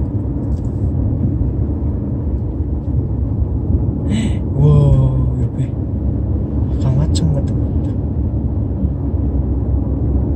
이런 데서 이제 저 밑에 뭐 차 대는 데 있으면 차박하면서 노지 캠프 저거 노지 캠프가 되는 거지.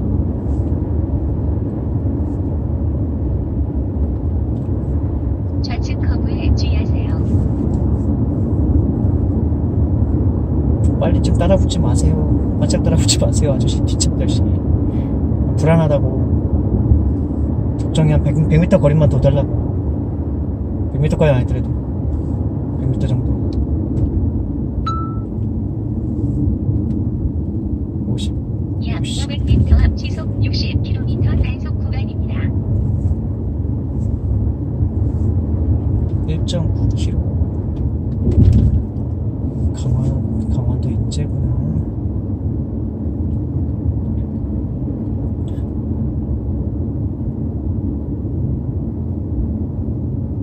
잠시 후 시속 60km 단속 구간입니다.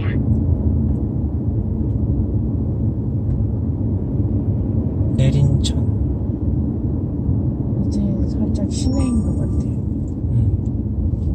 지금 둘러보면 편의점, 저기도 마트가 있네요, 건너편에. N마트 GS25 가다 보면은 또 있을 것 같아요.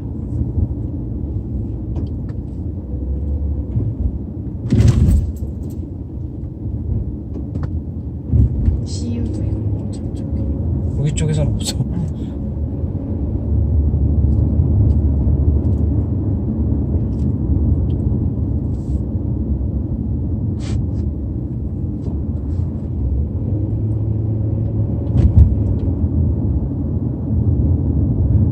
진짜 시골 온 것 같다. 무슨 영화에 나오는 그 한적한 산이 있는.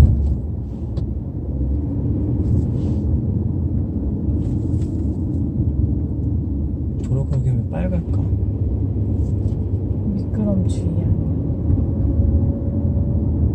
약간 그런 것 때문에 거의 다 온 것 같다. 부대 앞 천천이래요. 군부대가 있나 봐요.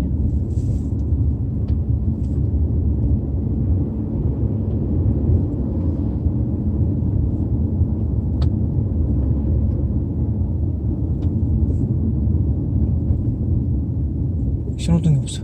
깜짝 여기 놀랐네. 하나로마트가 있네요. 저 앞에 편의점도 있긴 있어요. 전방 200km. 200m. 100km면 큰일 났다. 경로를 이탈하여 재탐색합니다. 내린차도를 경유하는 하나로마트가 경로입니다. 어딨어? 잠시 후 좌회전입니다. 전방 이어서 200m라고 그랬어요. 우회전입니다. 저희는 지금 하나로마트를 찾아서 왔습니다. 마트에서 뭐 좀 사려고. 잠시 후 가야겠고. 우회전입니다. 아직 100m밖에 안 온 것 같아요.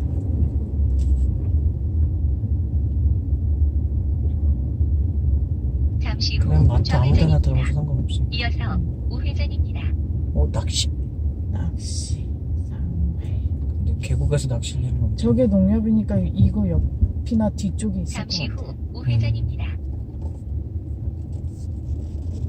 그래서 뭐 좀 마트에서 뭐 좀 잠깐 산 다음에 가려고요. 대성사. 요게 하나로마트네요. 아, 뒤쪽으로 가면 주차장이 있을 것 같아요. 일단 끊어가자. 네, 마트에서 잠깐 뭐 좀 살 것 좀 샀고요. 그리고 이제 방태산. 응? 좌회전인데? 좌회전이야? 네.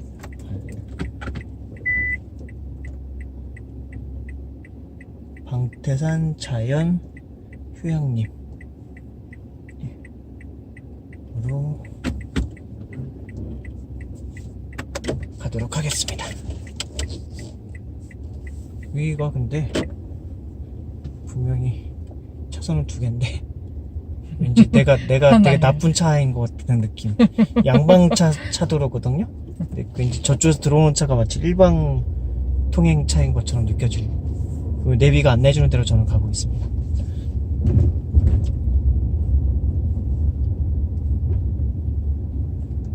방태산 자연휴양림까지 앞으로 이제 10.9km 정도 남았어요. 야, 텐트를 딱 칠 수 있을 만큼의 딱 그 정도의 밝기, 좀만 더 밝았으면 좋겠는데 우리 도착할 때 너무 깜깜해질 것 같아가지고 지금 전방에 과속 방지턱이 22분. 있습니다. 6시 12분인데 현재. 잠시 후 좌측 방향입니다.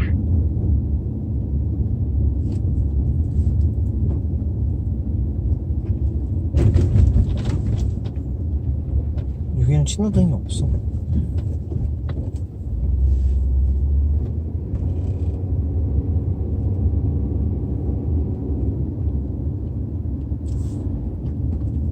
위험한데. 약 400m 앞 방동리 방면 좌회전입니다. 방동리 쪽으로 빠지는 거구나.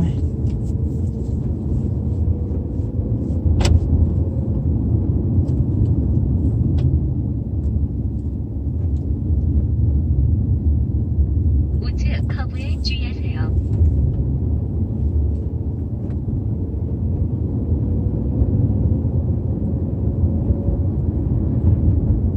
잠시 후 좌회전입니다. 아, 아직 밝지? 내가 지금 고글을 써가지고. 네. 아직은 밝아요.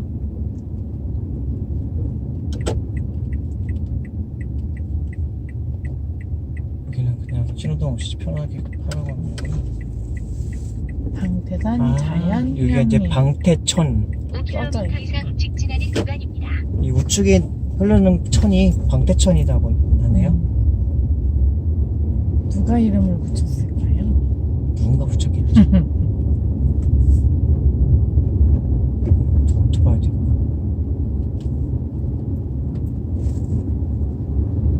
내가 좋아하는 오토바이. 네발 오토바이. 근데 한 번도 못 타고. 광대산 휴양림에서 이제야 나오는 차들인 거.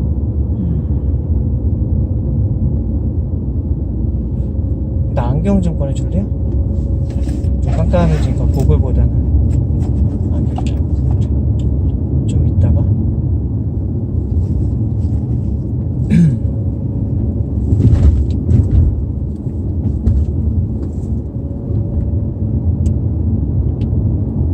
와, 옆에 이게 방태천이다. 봐봐. 물이 초록색이다, 초록색. 초록색이 좋은 건지 모르겠지만. 옆에.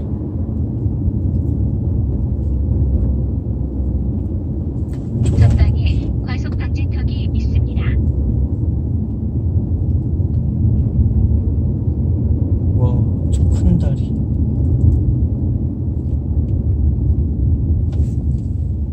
전방에 과속 방지턱이 있습니다. 이런 데 쓱 가면서 노지 캠프 막 그런 데 가능한 데 있으면 강아지들도 데리고 나올 수 있는데. 휴양림이나 캠핑 장소는요, 강아지를 못 데리고 가요. 반려견 데리고 갈 수 있는 국립휴양지는 그렇게 많은 휴양지들이 있는데, 국립휴양지 중에 딱 2곳만 가능한 걸로 알고 있어요.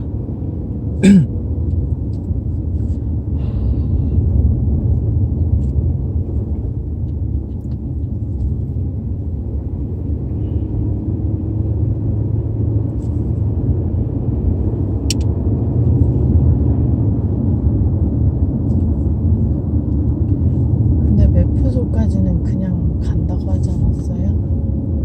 지금 몇 배수로 가고 있는 거예요? 눈 때문에. 응? 눈 때문에. 왜, 뭔 말이에요? 눈에 멍. 어? 눈에 멍이요. 아. 제가 지금 눈이 밤탱이가 됐습니다.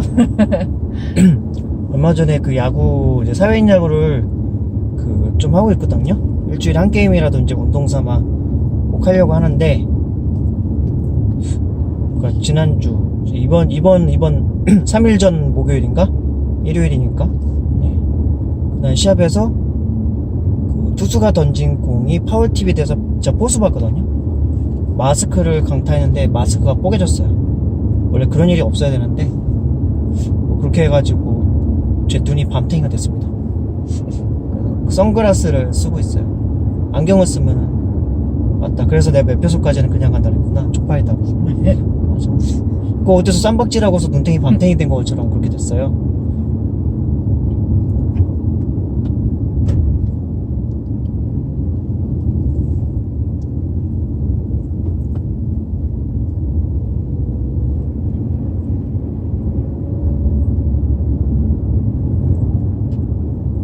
나 의자 전기 안 켜져 있죠? 네.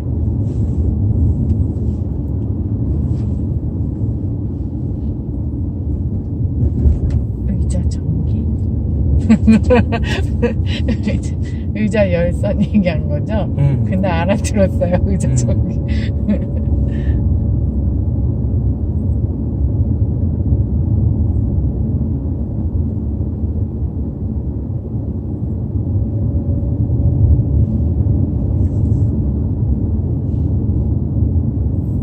공기하는 아까 잠깐 나갔었는데 와, 이 동네 공기 서울이랑은 확실히 공기가 느낌이 그 초록초록한 풀네음들이 너무 많아가지고 그게 참 좋더라고요. 그리고 어제하고 오늘 서울 경기 쪽은 무더위가, 그리고 강원 쪽도 시작됐다고 하는데 아무래도 이쪽은 산 쪽이니까 좀 더 시원할 것 같은. 저희가 딱 이 여행을 떠났는데 피서처럼 어쩌면 온 거잖아요. 근데 이제 무더위가 시작됐다는 얘기가 딱 듣고, 오, 절호의 타이밍이다 또 그러면서 왔죠. 너무 빠져가지 말아야지. 저차도 내가 느꼈던 그 불편함을 느낄 거야. 천천히 가도 관계없으니까 천천히 가세요. 별로 추월하고 싶은 마음 없어. 앞에 차가 저렇게 있으면 오히려 안심하고 간다니까요. 나도 천천히 가도 상관없으니까. 우와, 이 동네 근데 사람들이 너무 없으니까 살면은 택배가 이런 데는 잘 안 온다는 거잖아. 저기 산등성에 집 하나가 있어요. 무섭겠다. 저기 하나밖에 없어요. 지금 이제 한 6km 정도 더 가면 돼요. 아마 꼬불꼬불 좀 올라갈 것 같기도 하고. 피톤치드라 그랬나요? 네. 그거 많이 맡을 수 있겠네요.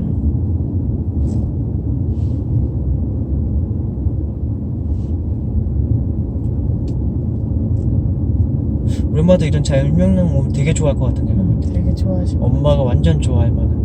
엄마는 아직 그거 잘 몰라서 못 가고 있었을 텐데.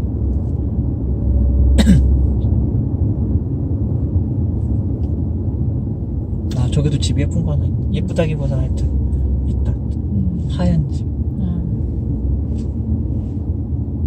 이쁘네 그래도. 저기도 있다. 말 그대로 전원주택이네. 방동 막국수. 그거 누구였죠? 김미령이었나? 그때 왜 집 전원주택 지어가지고 양평인가 가평인가 거기 그분 이름 뭐였죠? TV에 나왔었잖아요. 제주도 말하는 거 아니야? 진재영? 아니요 진재영 말고요.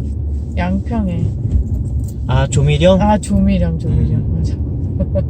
조미령이 약간 이런 환경에서 살 것 같아. 막 아저씨 부르면서 마늘이랑 뭐 사고 막 그랬잖아요. 여기도 왠지 딱 그런 분위기일 것 같아.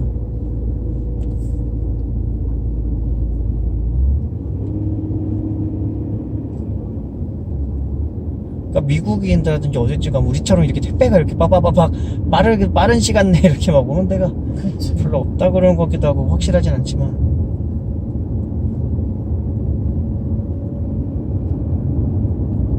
우리는 죄다 아파트에 사니까 택배 기사들이 이렇게 쓱 올라가지고 그렇죠. 올라와서 주죠. 쭈쭈쭈쭈 놔주고 빌라 아파트가 아니면 빌라 주택들은 또 있긴 하지만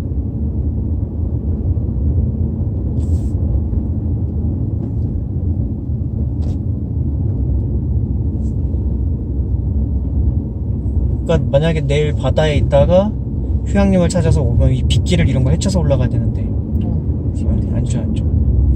빗길 속에 그래 빗속에서 텐트 치는 건 너무 힘든 작업이야. 그건 아닌 것 같아요. 그래서 내가 2박 3일을 정한 거지. 이쪽에서. 물론 우비가 있긴 하지만 아니에요. 힘들어요. 비만 내리지 않아 절대로. 바람도 불고.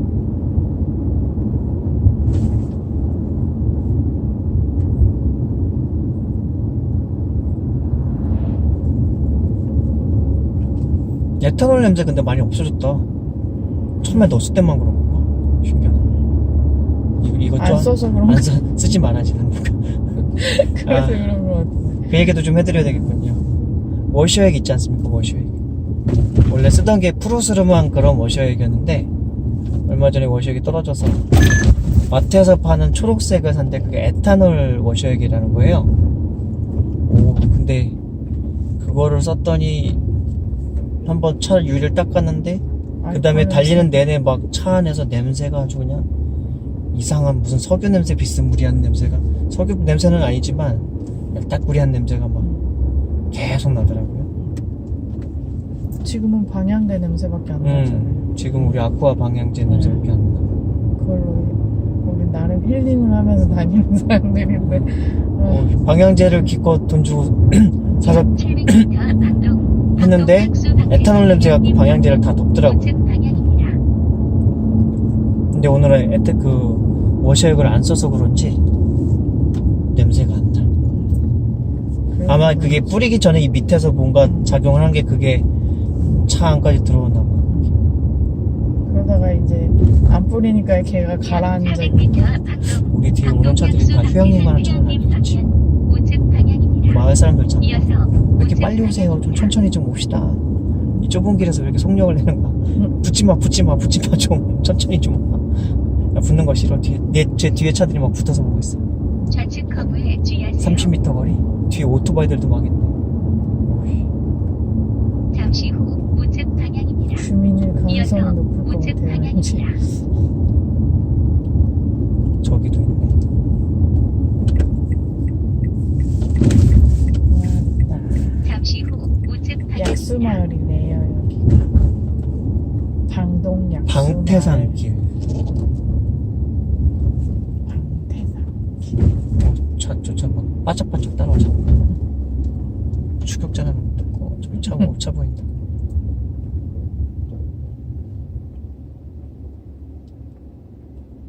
2.2km. 와 옆에 계곡 같은 거 솔솔솔솔 이 계곡이 거기까지 이어질 것 같아요. 거기까지 이어져서 이제 큰 계곡이 있겠죠 거기는? 여기는 하려고. 고냉지 사과 팝니다. 희한하게 난 사과가 정이 안 맞단 말이지. 나도 청사과 빼고는 잘 안 먹어. 근데 사과 값은 되게 비싸. 전방에 과속 사과 방지턱이 좋아하는 있습니다. 사람 복숭아가 좋아. 나도 복숭아가 자두도 좋고, 좋아해. 자두, 수박도 좋고. 복숭아. 딸기도 좋고. 저희 오렌지 많이 사왔어요. 새콤달콤한 요즘 게 오렌지가 좋아해. 철인가 봐요. 되게 싸게 팔아요.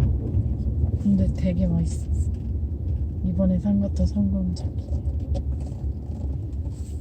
송어회 닭백수. 꽃피는 산골. 와 여기 뭐 좋다. 오지인 것 같아요. 오지. 역시 난 바다보다 내가- 산이 좋긴 좋은가 봐. 푸르르고 아주 초록초록. 공기가 너무 좋잖아. 그 정거래 법칙인가 거기서 또 걔네 또 바다에서 막 짠내 나다가 그 계곡물이 들어온데도 거기다가 막 씻으면서 민물이라고 좋아하면서 막 씻더만. 되게 한가롭고 너무 뒤에 오는 좋네요. 차들이 이제 없어졌다. 마을 사람이었나 보다. 뒤에 따라온 차가. 한가롭고 그 사람이 익숙한 길이니까 되게 빨리 오고 막 그랬던 거. 편백향. 향기. 이것도 무슨 펜션 같은 거네. 다 연락처 있고 막 그런 거 보니까. 구석구석 펜션 민박. 자기들이 거기서 가끔 놀러 오려고 하면서 근데 펜션. 산천 민박. 한내음 민박. 우와. 근데 아까 전화했을 때 숙소가 꽉 차 있었다 그랬어. 데크는 비어 있지만 네. 뭐 사람들이 그만큼 많이 있었다는 얘기야. 그렇죠. 근데 내일은 많이 빈다 그랬어. 그러니까 오늘 퇴실하는 사람들이 꽤 있다는 거야.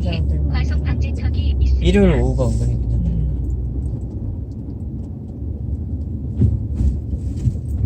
이게 되게 재밌는 게 촬영을 하면서 하면은요 생생하게 누군가 다 같이 우리 둘밖에 없는데도 누군가 다른 사람들이 있는 것 같은 느낌이 들어요. 그렇죠? 언젠가 이게 어차피 이게 방송으로 나갈 거기 때문에 여러 명이서 같이 있는 것 같지만 우리 둘밖에 분명히 없는데도 다 같이 이게 어차피 여행 가는 방송을 탈 거기 때문에 유튜브를 올릴 거기 때문에 다 같이 있는 느낌 그런 게 있어요. 되게 신기해요.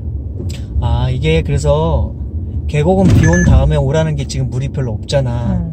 이제 내일 비가 오고 나면은 물이 많아지니까. 물 쩔쩔쩔쩔 비 없을 때하고 비 있을 때가 쫙 차이가 나는 거지.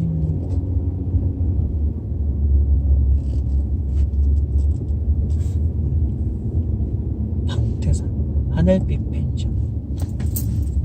중간중간 펜션이 많네요. 우리 모기약 잘 챙겨왔죠? 네, 다 분명히 챙겨왔어요. 모기 많을 것 같아요. 모기 향도 챙기고 뿌리는 것도 챙기고.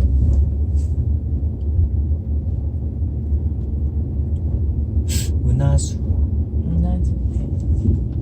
전방에 과속 방지턱이 있습니다. 오호.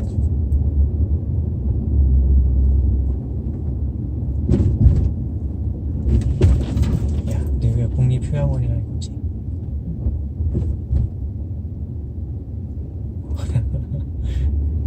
좁다. 오솔길이다. 점점 갈수록 좁아지는. 우와. 버스가 온다. 어떻게 피해?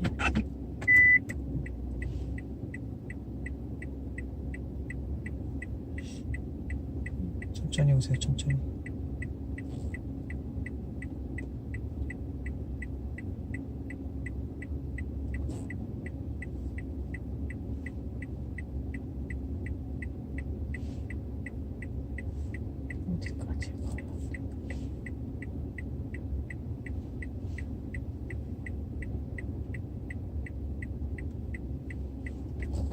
여기서 네. 여기까지 가야 되겠다.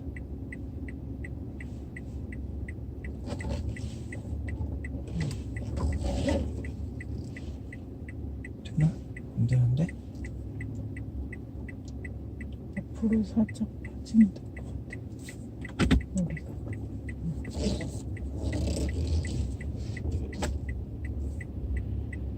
아, 저기에 나팔 같은 그림이 있었어요. 경적을 한번 울리라는 소리인 것 같아요. 저기에서 차가 올 수 있으니까. 그래서 이제 경적이 울리면 저기서 멈추는, 여기서 멈추는 그거 같아요. 여기 이게 있는 거니까. 그거였던 것 같아요. 그러네. 왜 나팔이 있지? 그래서 경적을 울리지 말라는 건가 했는데 이 짝대기가 없는 거예요. X자도 없고. 그러니까 아, 저것 때문인가 보다. 이제 이해가 되는 것 같아요. 저 표시가 왜 있나 했어요. 이렇게. 그러면은, 여기 가는 동안 이렇게 울리면서 가야 되는 거야? 그러면은 이제 저쪽에서 아, 차가 오나 보다 해서 안 들어오거나 뭐 이렇게 되는 것 같아요. 됐다. 이제 길이 나왔으니까 이제 된 것 같아요.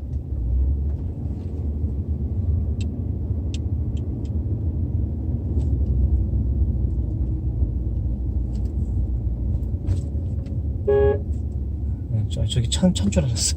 거위 같은 거네.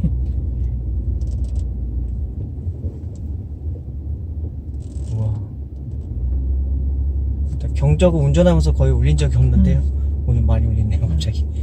한 번도 거의 눌러본 적이 없어요. 이제는 안 눌러도 될 것 같아요. 옆으로 빠지는 데가 조금씩 있어요. 이야, 대박이다, 여기. 아, 여긴 또 좀 거의 다 왔네요. 350m 앞에 도착, 매표소. 그러고도 그 위쪽으로 쭉 올라가는 것 같아요.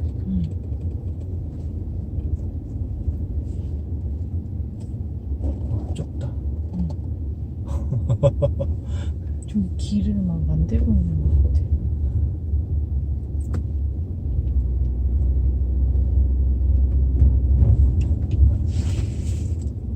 (200m) 앞에서 매표소가 나올 예정입니다.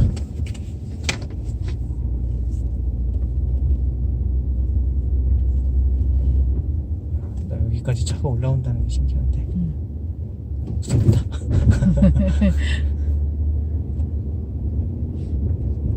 아, 데크가 여기도 설마 이건 아니겠지? 하나씩 있네. 저긴 10단 것 같아요. 그렇겠지. 여기네. 있다. 입구. 이용료금. 왜 되지? 사람이 아무도 없지? 전화를 해야 되는 건가?